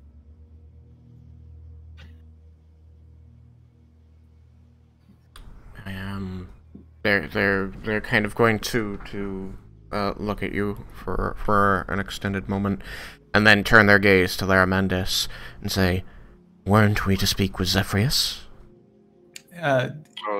If you have the time to do so now, I can make that contact. They nod and say, "We have set aside this time to deal with you and all of your needs. But then we must again return to seeing to the city of Umberlight. So please." I suppose I need to use my last 3rd level spell slot to send to him to inform him of it, so that he can, know that he is a problem. Yeah, you'll get it back tomorrow. Good old sending. I'm gonna cast sending. We really should have made more of those stones of sending. But it's so much fun when I make him use a third level. Do I need to write it out? The sending is basically just going to be, to Zephyrius, in contact with, in a room with Morwen. If you are ready to have a conversation, please let me know. All is well, so he's not concerned about something before the basically that. Very well. After a moment, you will receive a sending back that simply says, "Give me 2 minutes to get somewhere private." I convey that. And so we wait exactly 1 minute and 59 seconds.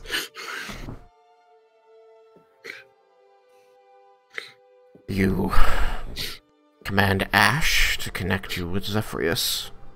Yes. You are both familiar with the target, so Ash has no trouble with this, and you see him begin to glow brightly as he floats down away from your shoulder toward the middle of the group.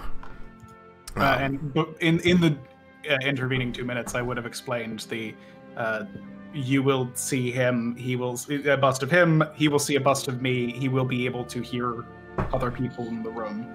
But that's. I've explained the basic function of Ash, just so that doesn't need to be done when this happens. And so it's known what I'm doing.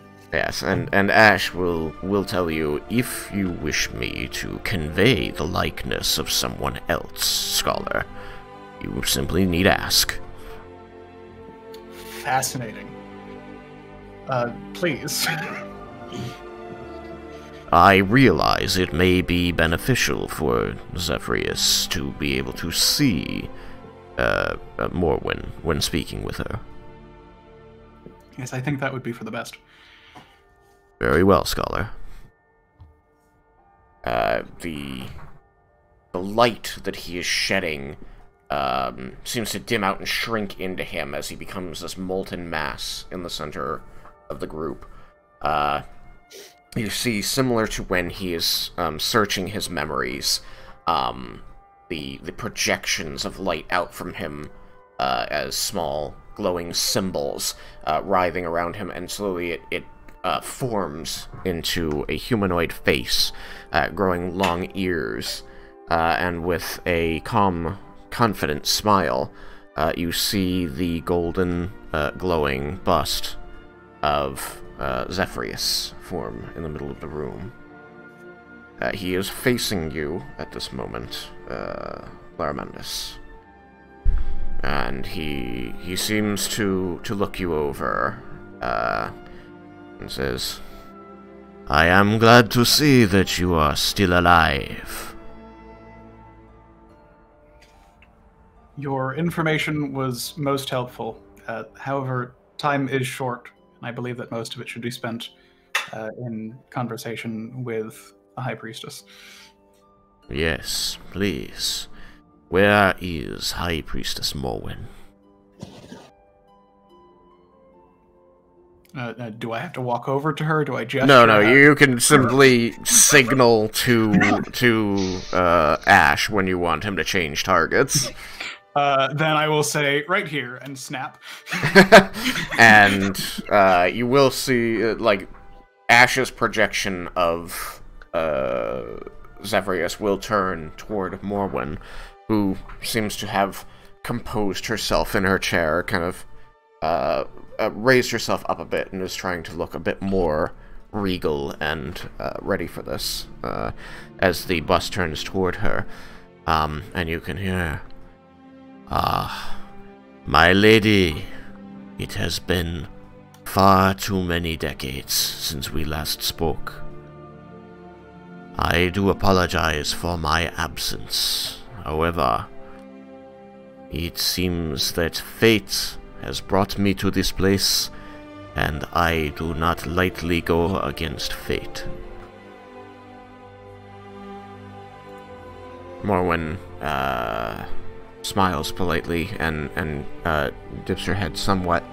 A sign of respect you do find surprising, especially given the former following of Lolth. She says, "It has been far too long, my old friend, but it warms my heart to see you well. These people have told me how they helped you and our brethren who live on the surface to find a place there. I wish to inform you that they have committed further acts of surprising greatness and helped to free all of Umberlight from the clutches of Lolth, though I'm told this is going to be less surprising to you than it was to me." And you will hear Zephyrius laugh. He says, "Yes, I did send them down there with the purpose of helping you find the way to Illustray, and hopefully to bring more of our people into the surface to make peaceful lives here with the other surface."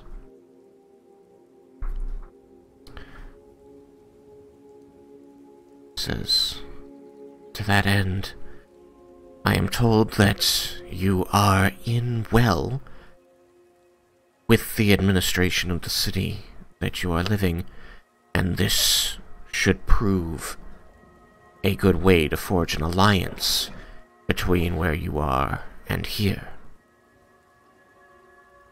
He's facing away from you at the moment, Laramendas, but you can hear the smirk in his voice.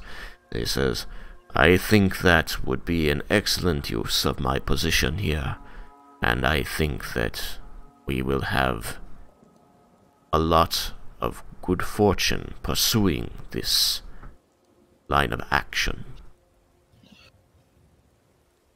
In the coming days, I can introduce this idea to the administrator here. It is a human woman named Claire. She has been overseeing the rebuilding of the city and the forging of goodwill between the surfers and our people. Things have progressed well, and I have a lot of faith that she can handle this. I will bring this to her, and we will find a way to make it work."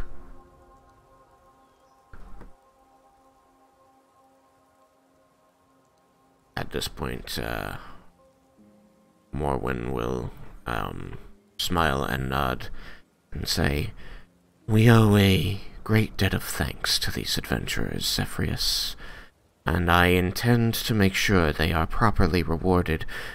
Is there anything you can think of, since you had more time to get to know them, that might help them in their future endeavors?"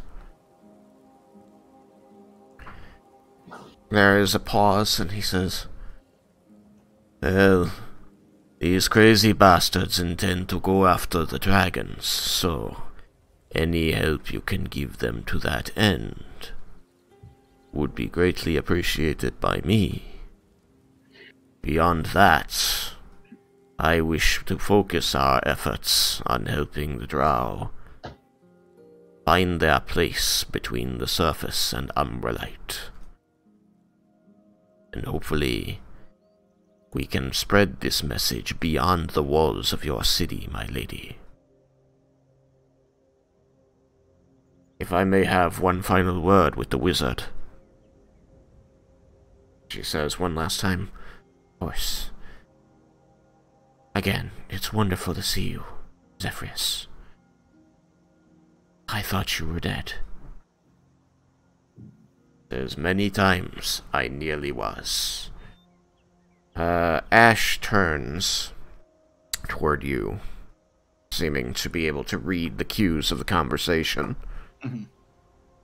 And he says, there is that elf. You have my deepest and utmost thanks in protecting the people of my city of Umberlight, and especially the life of my good friend Morwen.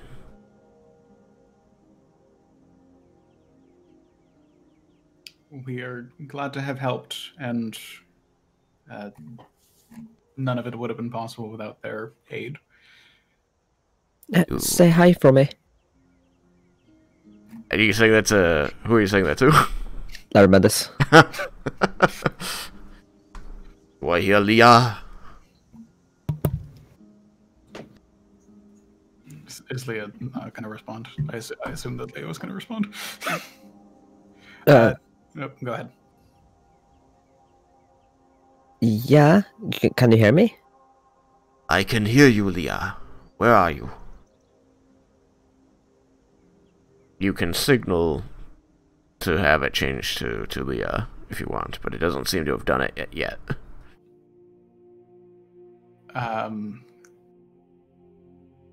I imagine we're running fairly low on time at the moment, so he's not aware of this. I know, but Laramendus probably will not. The entire group is here with me and can hear your words. Very well. Then, all of you, especially you, Leah, have my deepest thanks. And, as I said before, these cities, Volinar and Umberlight, shall be the spark that sets the world, and the image fades out. And Ash returns. You had to cut him off right then. Well, we knew what I was gonna say.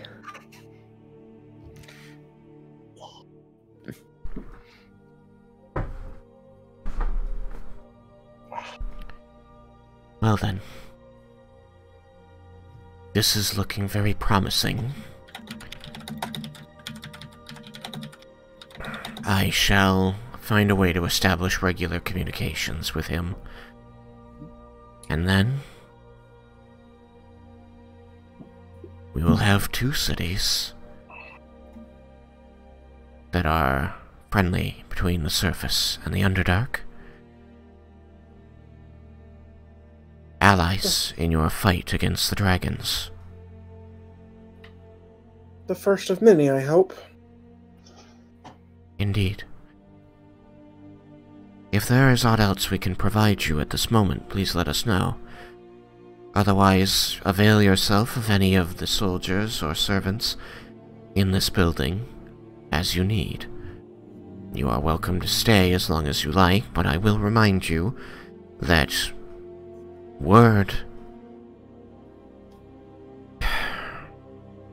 of our victory here will spread here in the Underdark.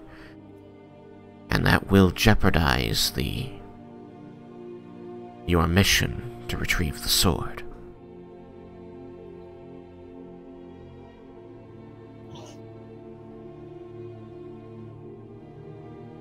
So use your time wisely.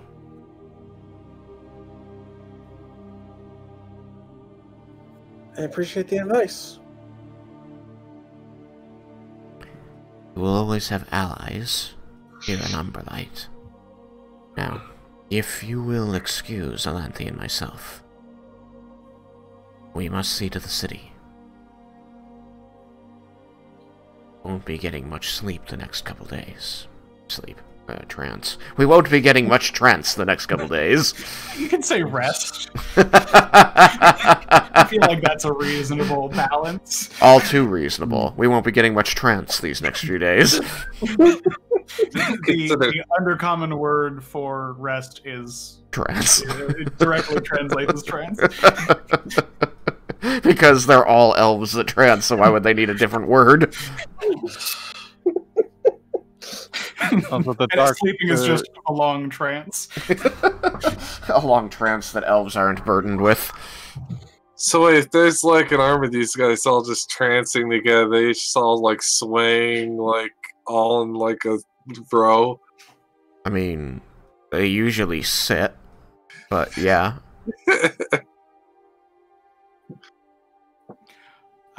Before you go, I was wondering how I might find any of the wizards that you would like me to share my knowledge with before leaving. There is an enclave here in the upper city. Any of the soldiers or servants in this building would be capable of showing you to it once you are ready. Excellent. Thank you. Can I ask about the if I could learn about drow poisons and if there was anybody that you could point me to teach me? If you are an herbalist and you wish to know these secrets, it seems only fair that we share some of them with you in exchange for the deeds you have already performed. Yeah, not poisons, but potions, plants, stuff Indeed. like that. All manner potions and potions, potions and poisons.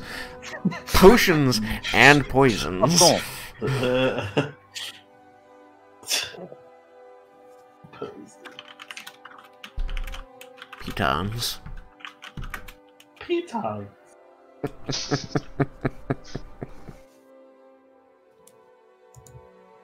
Potions. God damn it. Yes, of course.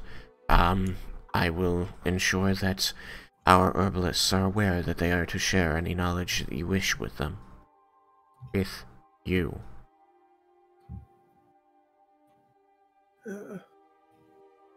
Thank you. Since I'm not certain if I covered it in the previous session or not, I will ask this possibly again. May I have permission to try and restore the statue of Corellin?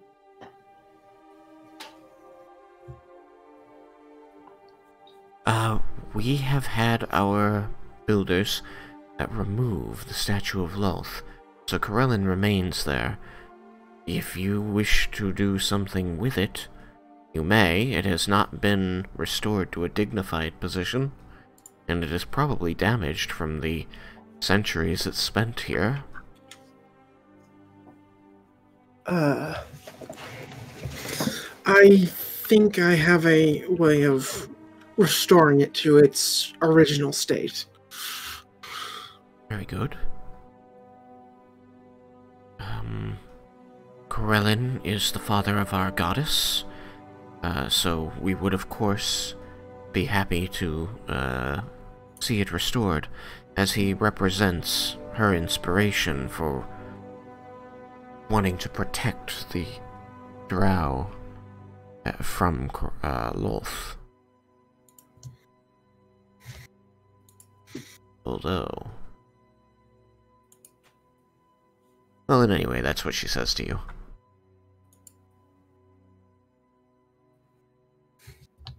Alright.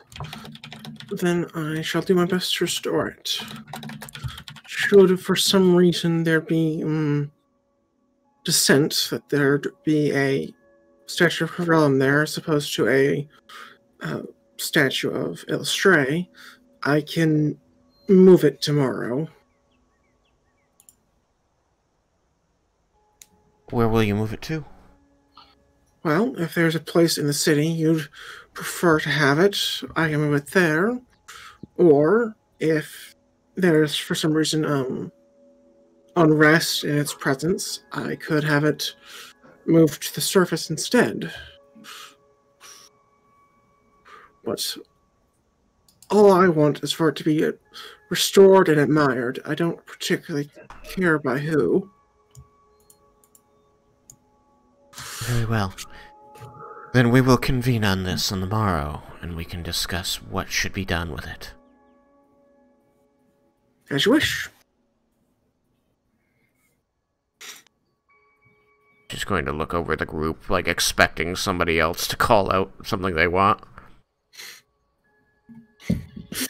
We are a needy bunch.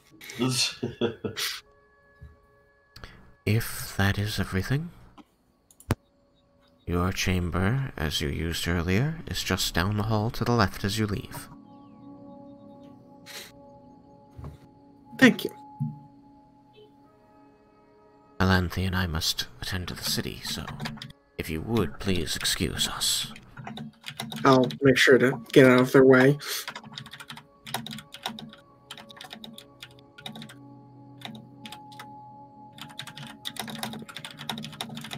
They're going to go about their stuff. So, is there anything in particular people want to do, or do you want to go through the motions of your evening and go to sleep? I want to restore the statue. I want to know what it looks like. You want a picture of the statue? If you have one, that'd be great, but I just meant, like, in character. I want to, like, the character wants to know what it looks like.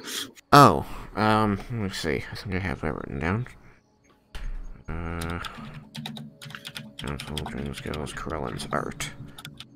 And even if you don't have it written down, like, as long as the character knows, I'm good with that. Tears of the Gods, Corellan. Painting.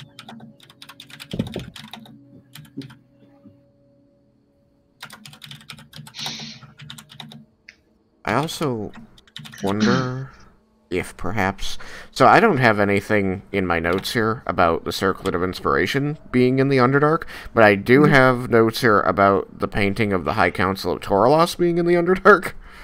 And I'd asked about that and the other statues last session.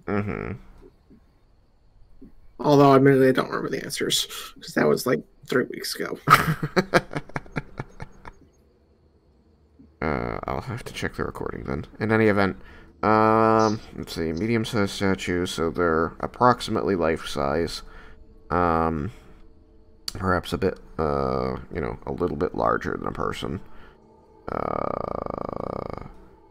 And Palor Corellan was supposedly made of a very strong wood. At this point, it would probably have fossilized anyway. So it is, for all intents and purposes, stone. The appearance of it is Corellan standing, looking like he's posing for this picture. He seems to be looking out and up a bit, and in his left hand he holds an open book. And in his right hand there appears to be a lute. He is mostly elven in appearance, having pointed ears and more or less humanoid features. He is very androgynous, being easily could either be male or female. As you know, many of the gods are very fluid in the gender that they present and live as. His clothing is a knee-length robe fastened with a wide belt, with a circular. The buckle to it looks like it may have been a gem, although it's hard to know as it's cast in wood and now stone.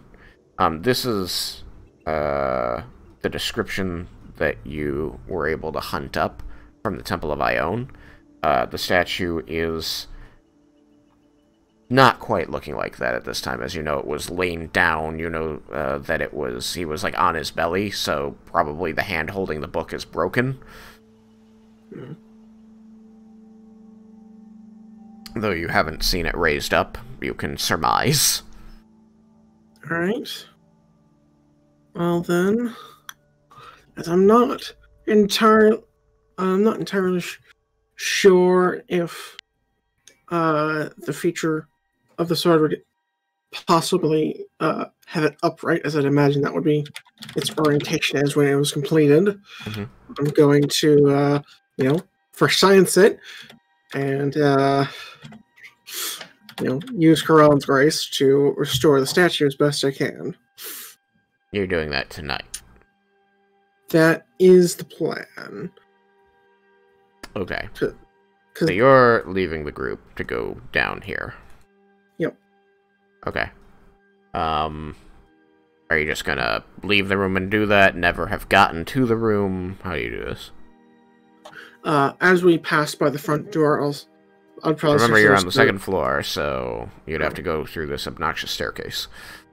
Alright, then I'd say, as we get near the staircase, I'd say, I'm going to go see about preparing the statue, if anyone would like to observe. A kind of eyeballing Laramindus. I'm most curious.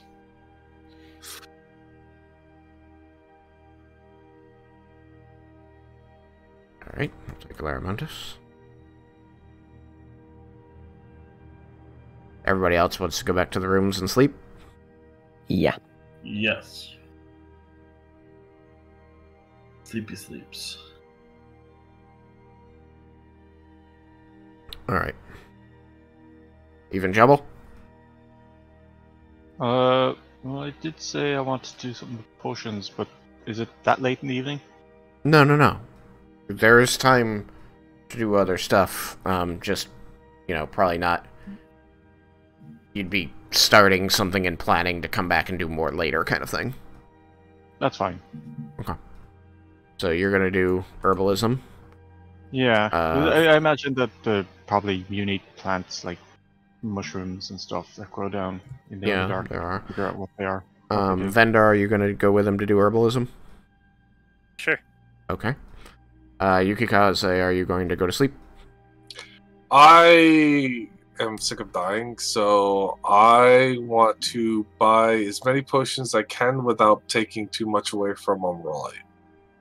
Okay. Alright, so you're going to actually go out to, somewhere out here where you can find somebody to bargain with.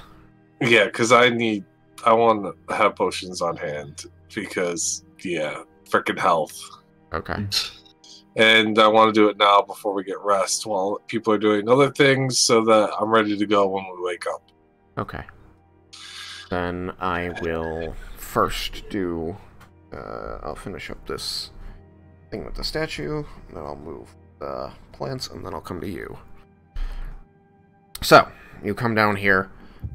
It's pretty quiet at this point. You see that a lot of the stones that had made up Lolth's portion of the statue have been removed. There's just a bit of dust from the breaking of stone left. A couple, crumbles here and there, and then a small pile of small shattered pieces in the corners of the building here. Guess I missed a spot. There is, of course, the pedestal with Corellin laying across it, no longer with Lolth standing upon his back. Alright. And then I will attempt to use the ability. I will kind of draw the sword, kind of point it up, kind of close in front of me, close my eyes, focus on it, and then place and then after the 5 minutes has passed of me trying to focus on it, I will touch the tip to the statue. Okay. As you hold your green glowing blade up for yourself and begin focusing on this spell, you find the images from the archives of Ione flooding into your mind, showing you pictures of what it is believed the statue looked like. And as you stand before the object itself, you find more images pouring into your mind, seeming to come from the statue itself.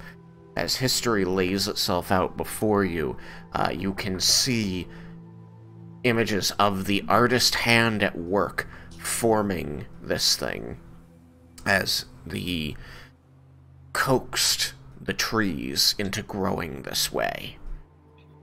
And then finally putting on finishing touches after the general shapes were formed by the living wood. Metal for the belt, gems for the necklace and eyes. The book itself, he did have an inscription into that he had placed there with an awl. You can see this man, this ancient elf, placing these fine, intricate details into the face, into the words in the book, onto the folds of the clothing, before separating the statue from the ground and constructing a pedestal for it. And you find, in your mind's eye, you can see it as it stood thousands of years ago, after it was finally finished, looking out over a forest of brilliant greens and blues and purple, a place where life itself seemed to materialize as motes of glowing energy in the air. As I come from Shirakawa, the place where from my understanding, most elves are in your world, is this by chance a place I might recognize, that I might be able to perhaps send it to where it once came from? Roll history and or religion. We'll take, I want to see, give me history and religion. Alright, here comes history. I'm going to use inspiration. Okay. Because I don't want to keep that 2. 2's a great roll. I don't know what you think. It could be worse. It could be a 1. Just ask Raiken. Actually, it'd be pretty hard for it to be a 1, because then I get to re-roll it. I mean, then you just roll another 1. Which has happened exactly once for this. So and it can happen twice. You just got a 2, which means it's just like... Anyways, for history, after I use my inspiration, that is a 19. Okay. And for religion, which I'm significantly worse at, let's see what we get. Rolled good on that one. 17. 17. Okay. You know, growing up in the forest, that this place that you're seeing in your mind's eye is not like any part of the forest you've visited before. Some of the trees, the taller ones, the more shapely ones, seem almost a bit familiar, but the colors, the sky, the clouds, all else seems somehow alien to you, and you realize, as you take in these images, compare them to what you know, and search your memories for anything you might know about the wider world, that perhaps, very likely, what you are seeing is somewhere in the Feywild. It was starting to, I guess, the Feywild's version of perhaps the same area. Perhaps. If those tree shapes are similar between worlds when they are nearby, physically, then yes, that is very likely. But you see this statue in all of its glory, resting in its original place of honor, in a place that seems to be somewhere in the Feywild. You find you now know intimately the form that it is supposed to take. And as the time ticks through, as you continue the process of this spell, you reach out with the glowing blade and rest it against a portion of the statue, his shoulder, and immediately the green glow from the blade expands out in a ring around you, and the ground beneath your feet begins to dimly glow. And slowly that glow begins to trickle back toward the statue as you realize bits of dust and shards of stone are skittering across the ground, drawn by the magic, and filling in, piece by piece, the broken portions of this statue. The magic lifts the statue to a standing position, and you can see where the arm is broken at the elbow on the left side, and again at the wrist on the right, and slowly, but quickly, by a measure of creation, these begin to reconstruct themselves into the hand holding the book, and the hand holding the lute.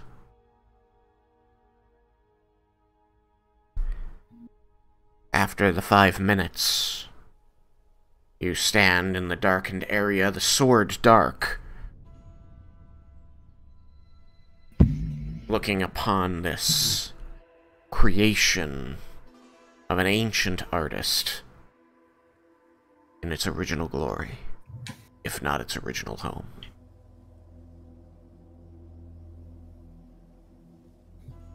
Cyrus will kind of be taken aback for a minute, just kind of taking it in. That's character. One quick question. You said it was originally made out of wood, right? That it was originally made out of wood, yes. Has this restored it to wood, or is it still the petrified wood?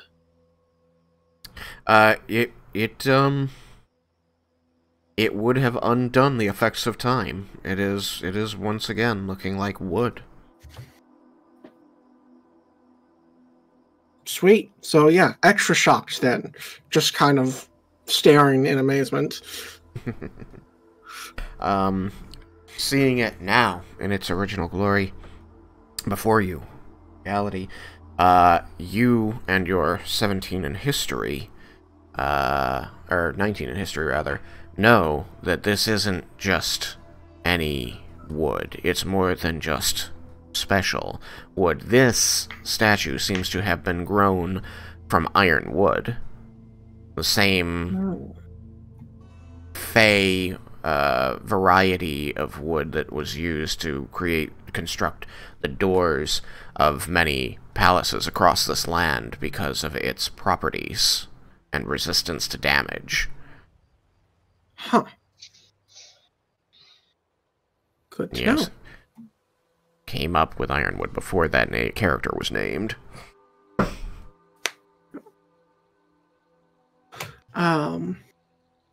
So, what does the inscription say? Is there, like, perhaps if I head up to, like, the roof, would there be a way to get, like, an angle to see what it says? Do you speak Ancient Elven? I speak regular Elvish. Okay. You realize that this is a dialect that you don't recognize. You can get the gist of it, but you find you cannot really read it. It is Elven nominally, but not something you find easy to read or understand. The parts that you do get give you the impression that this is an inscription which proclaims the glory of Corellin and perhaps names the artist, though the characters he uses, where you expect is probably his signature, are not ones you can read. Alright.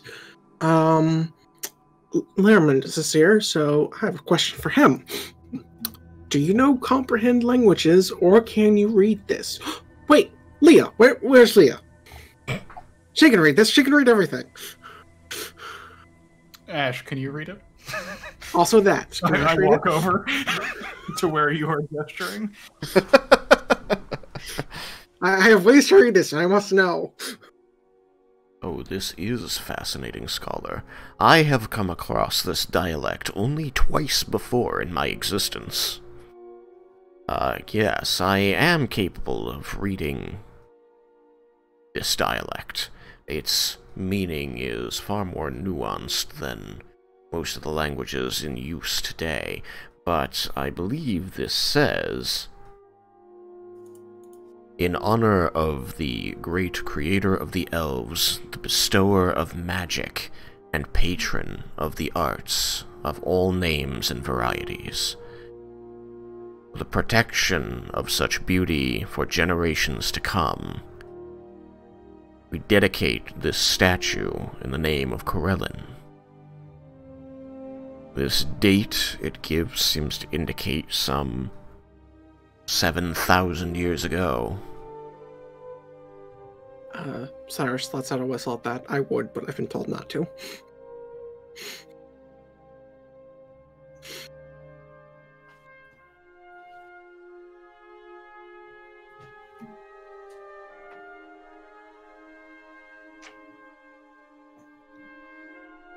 Wow, that's by far the oldest thing I've seen. So beautiful, too.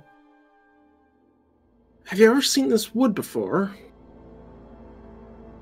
To the voice in the sky, I would assume that I have. Oh, yes. It is not an... Yeah. It is not a common type of wood, but it is easily recognizable. Yeah. Sorry, I needed a moment to think about a name for the artist. I do have one now. Ash would have said it says it was created by somebody named Yondala Arethis.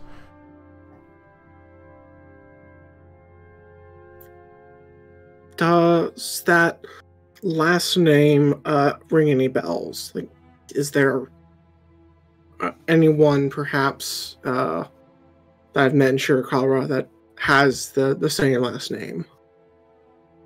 I can't think of any other NPCs that I've used that name for. Alright. I figured it was a long shot, but I was still curious if there was, like, if I've perhaps bumped into the lineage somewhere.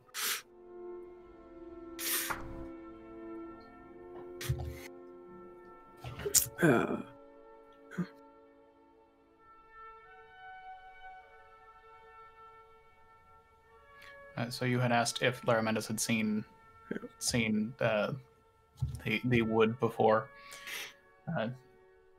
He'll respond with, it's not in an extremely uncommon material to use. This statue is one of the finer examples of it that I've ever seen. But I did grow up in the Feywild. I've only ever heard of it. I've never seen it myself. And, like, I'd just like to state, like, the entire time since he's restored the statue, even though he's been talking to Laramentis, his eyes have not left the statue. He just kind of leans his head that direction and talks kind of at him, but still looking at the statue. I think the door to Lightstone Keep that you smashed through with an elephant was Ironwood. Oh. Well then, I know I've used it on at least one fortress in the story before now, and I think probably two, and one was Lightstone. Okay, then I guess one saying. Then I guess. Well, I'll just stick with what I said and pray someone will correct me. That's fine. I just didn't recognize it back then. But this is such a pristine example. It's hard to miss. If you'd like a less artistic example, although some might argue more practical, I can point out the door to the keep in Volinar. Oh, I had no idea. Guess we shouldn't have smashed it. But it's quite hardy. Guess it would explain why it was sturdy, yeah. Alright, well, I'll stop stealing the spotlight, but Cyrus will still be kind of admiring the statue for a while. Is there anything in particular you would like to contribute, Sam? I don't think so. Laramentis will be perfectly happy to answer any questions that might come up from Cyrus here. Okay. Nothing in particular that I'm Okay, well, one more question then before I back out entirely. I would do my best to describe the location in the Feywild and ask if he might know where it is, since he just said he grew up in the Feywild. Should I roll history? You can. And I'd probably also use minor illusion to give it a kind of visual representation. That is a 14 on die, which gives me a decent roll. Yeah. That is a 27 on my history. Oh my gosh. I rolled the same thing for history, but I got a 19 and you got 27. I am in int class with a magic item that provides me both a bonus to my int and another one that provides me a bonus to int ability checks. You do live with a hovering archive of knowledge. Other people need to sleep. We get to have discussions. It's great. You listen to his description, and while it's not terribly unique to any one portion of the Feywild, you have traveled quite a bit in both planes, especially given the perpendicularities that you use to venture between them. And so you do feel like his instinct that the location in the Feywild would map approximately to the area of Shirkawa is on the right track.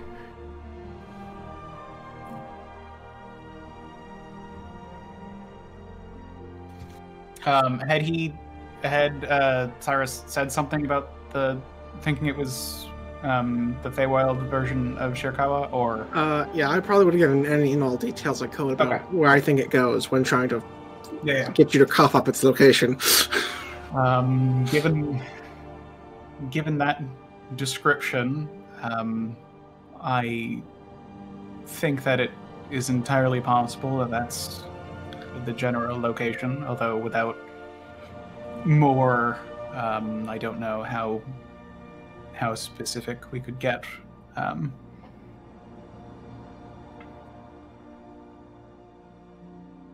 Okay. Well, do you intend to send it to Shirkawa? If it is not desired to be here, I would like to get it into Shirakawa or try and get it back to its original resting place.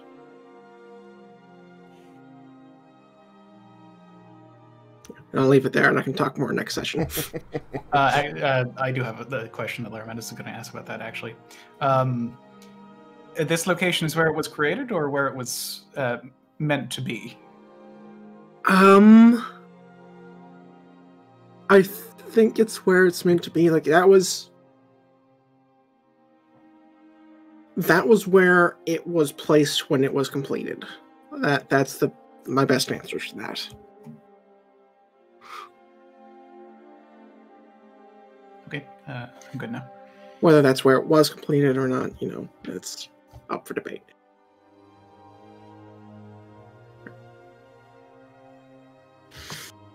Alright. I haven't got good icons for some herbalists, but we use this and say that there's one other. But you two are able to come over this area a bit to the west, and there is somewhat of a greenhouse set up here.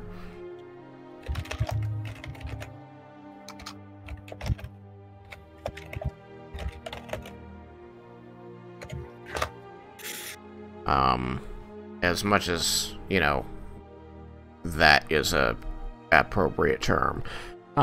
They do seem to be growing many different variety of mushrooms, There are several places with, mortar and pestle still with residue in them. There are alembics and calcinators running. And there are a couple of drow in here who seem to be, taking care of these plants, which are, ferns, small shrub type things, lichen, mushrooms. Hello? I don't know what that noise was. And as you come knocking, they do come to the door, and they look a bit surprised at first. It is a drow man and a drow woman, and then they seem to look to each other and then back to you and say, in broken common, "You, the heroes?"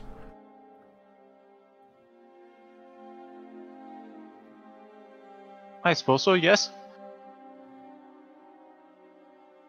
Not get many surfers here.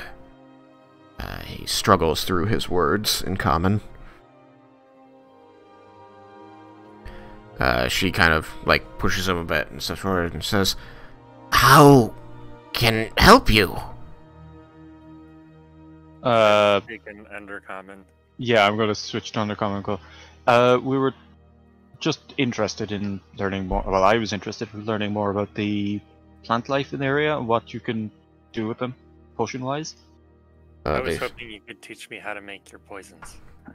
Seem very surprised that you're speaking undercommon, and quickly switch to it themselves. And she says, "We can share with you the recipes that we use for potions and poisons, if that is what you desire. You are, of course, heroes, and we have been told you are welcome to such knowledge." Yes, I would very much like to learn new things about poisons.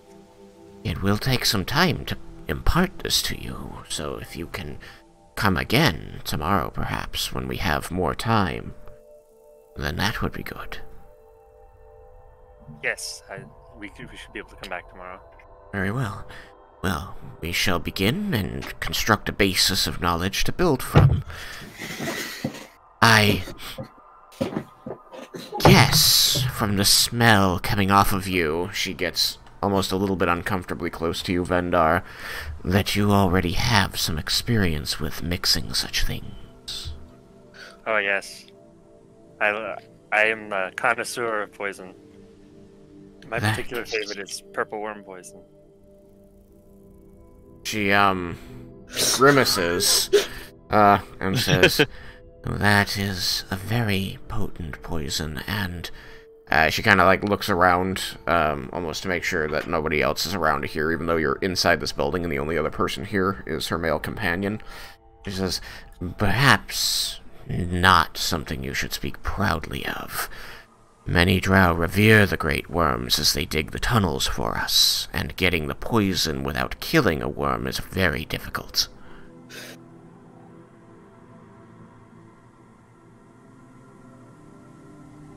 We have fought a few giant purple worms out in the desert. Indeed. Well, your experience with making poisons will serve you well in learning from me. She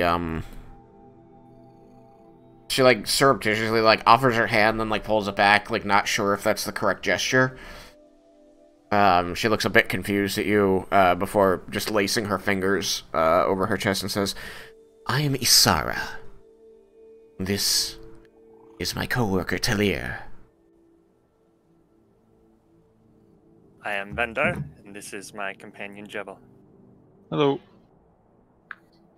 It is, despite everything, an honor to meet you, servers. Very well. Talir can help the Master Gnome with his potions. I'm partial to poisons. And they begin instructing the two of you, beginning with the type of vegetation that grows here and the types of effect it has in different dosages. Spending today giving you a basis of knowledge of Underdark flora. So you can put a note down that if you ever need to roll nature about Underdark flora, you have advantage. Let's see. Notes. Number.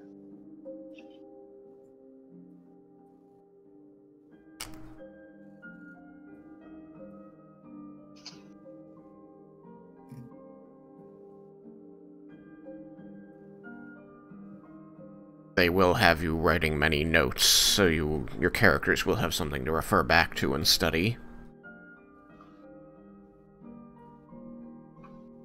Alright, I have 2 minutes left, and get to spend as much time with that as I wanted, so we'll come back to this next time, okay? That's fine. Okay. Alright. Sorry. You met Isara and Tillier. Yukikaze. You go looking for some place where you can buy items. So you begin asking around for a merchant. Okay. Most of the drow you talk to about this are, of course, at first, surprised by your comprehension and ability to use Undercommon.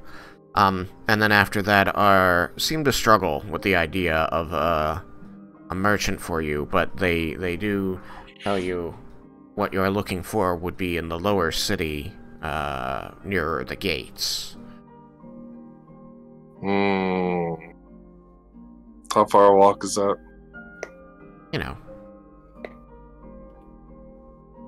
Probably, 10 minutes, 20 minutes out, 10, 20 back. No, it's not bad. Because of the, going up and down, stairs. You're looking at, probably not even. It's only like 500 feet as the crow flies, so, 1,000 feet, like, 2/10 of a mile. I'm gonna be quick about it because I want to get to bed. Okay.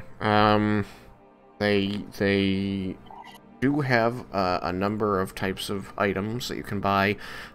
Small ammunition for things like small daggers, caltrips, things like that. Small pieces of armor like gloves, boots, vambraces, shin guards.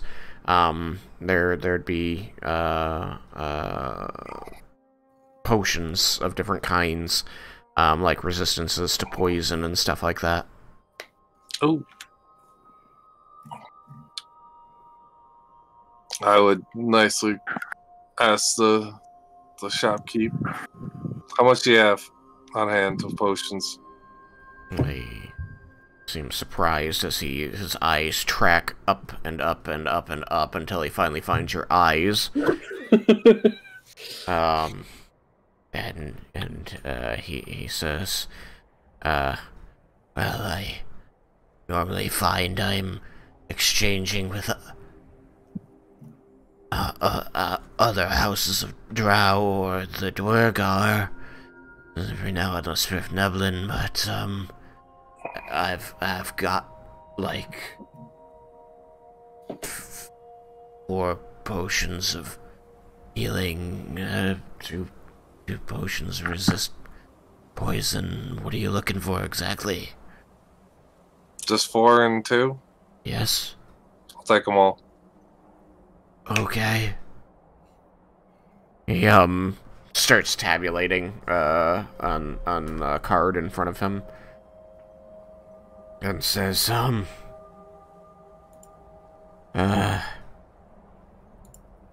be 2 small diamonds and a large ruby. Damn it. I don't have stones. Oh. I'm very sorry, sir.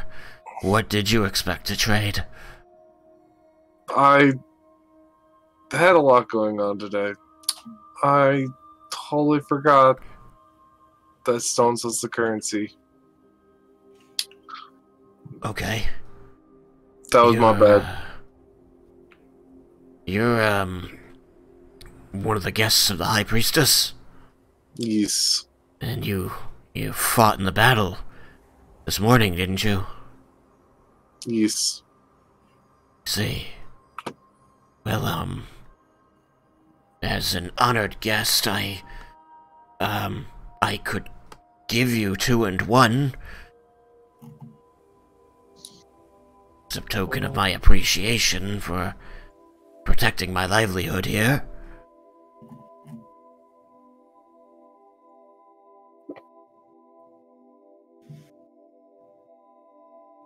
If you would accept this token of my appreciation. Trying to think if there's Yukikaze's pondering for a second. He's I'm thinking if I have anything that might be of interest that's... I mean, you can ask about the currencies that you have. Got that shield. You can trade in the shield. You got the shield, you could trade up the shield. It's also made of metal, just like your currencies. Yeah, it's probably made of platinum, just like your currencies. I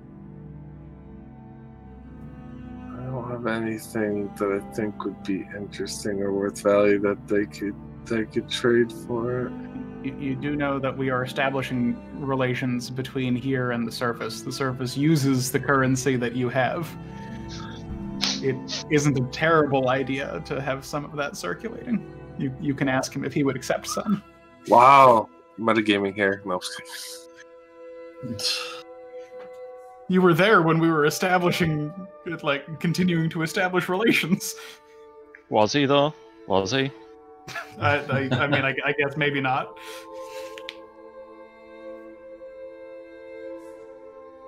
Well, I guess I will.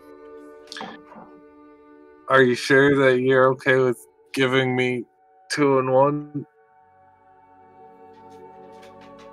He seems a little unsure. He's like, well, I mean, if I gave more than that, it would definitely damage my ability to make a living. But I'm willing to part with this. I mean, again, I wouldn't have a city at all, perhaps, if it wasn't for you and, the other surfers. I don't know how much they'd go for at the surface. Well, my general knowledge of potions just is how much they go for. You know that, like, a potion of healing is normally 50 gold pieces. Oh yeah, they are quite a bit. Which is 5 platinum pieces.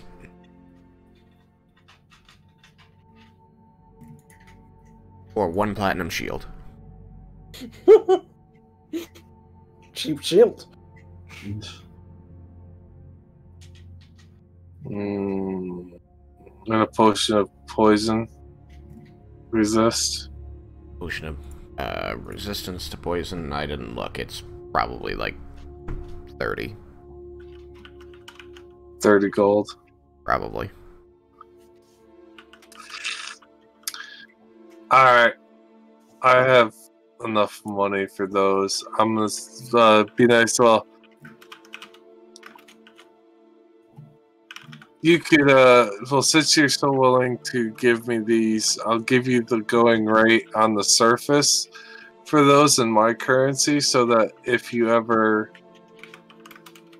do business with the surface or have someone that utilizes the surface's currency, you could make use of it. If you want it. I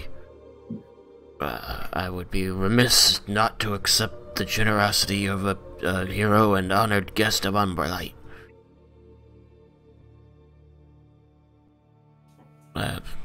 Thank you for your continued generosity. Alright, so I'll give him the amount that it would be in the surface. Thank him for... Do you give it to him in gold coins or in platinum coins? I don't know if I actually wrote down what I had in, like, if the currency is broken down, because all I have is platinum. Okay, well, I mean, it's only 13 platinum coins. Yeah, so I'll give him 13 platinum coins. Okay. Because that's all I've written. I don't know if I actually got it. If I hope I didn't just say, oh, I have this many coins, I'll just make it platinum. I hope I actually put exactly what I had. So you count off 13 coins and drop the small stack on the counter, and he slides 3 potions towards you. And he kind of, like, looks at the platinum coins, like, pulls them up. He seems to be, like, trying to identify the face that has been minted on them. He seems to sort of scowl at it like he's got no idea who this is. He bites at it, seems satisfied by that. He puts it back on the stack and slides the whole thing to his hand and says, Safe travels, sir. Thank you for being so accommodating. Accommodating, yes, words. Thank you. Of course. The community manager always said, customer's always right. Alright, and I will mosey on back to the inn and then pass out. You're not in an inn. You're at the Central Civic Building. Yeah, the place where there's a comfy bed that my face is gonna plant in and make sweet love to the pillow. Okay, fun. Gross. Alright, I will pick it up here next time. Good job. Everybody had some interesting things to discuss. I hope that you enjoyed the adventure today, Tristan. I very much did. I got to hear my name a lot. I was actually trying to find a situation where I could do what I did, but then you kind of just handed it to me and like, I'm gonna go with that. True, it did not cross my mind until you did it, so that was pretty fun. Handed it to you on a platinum platter. Oh my god. Sure did. Because, like, I was trying to think of, like, should I do, like, I was gonna say, like, there was a festival that we hold in my hometown, like, pull just my group together and have us do, like, a toast or something. And, because I didn't want to do it in the middle of the dinner, because we just helped out the drow. And then you're just like, oh! Cyrus said what he said, and then I was like, there I go. Anyways, I'm about ready to pass out myself in real life, so I am gonna get going. Do we want to talk over with Tristan what we've been discussing over Discord before anyone hops off? You can. I'll just. I'm really tired. Sorry. Okay. Probably just end the stream. Want it on the stream? I can end the stream first. No, it's just a personal thing. Alright. Everybody take your 700 experience. Woo! Yay. 700. That's what it normally is, isn't it? Yep. Okay. I wasn't saying it bad. I was just saying 700. 700. Last time we got 800. Sam, shut up. Alright. We got a fraction. I'm glad that we're back on. We got several thousand. I'm glad we're back on track here. It was sad having 2 weeks off in a row. Hopefully that won't happen again for a while. Indeed. Alright, see everybody next week. Bye. Oh boy.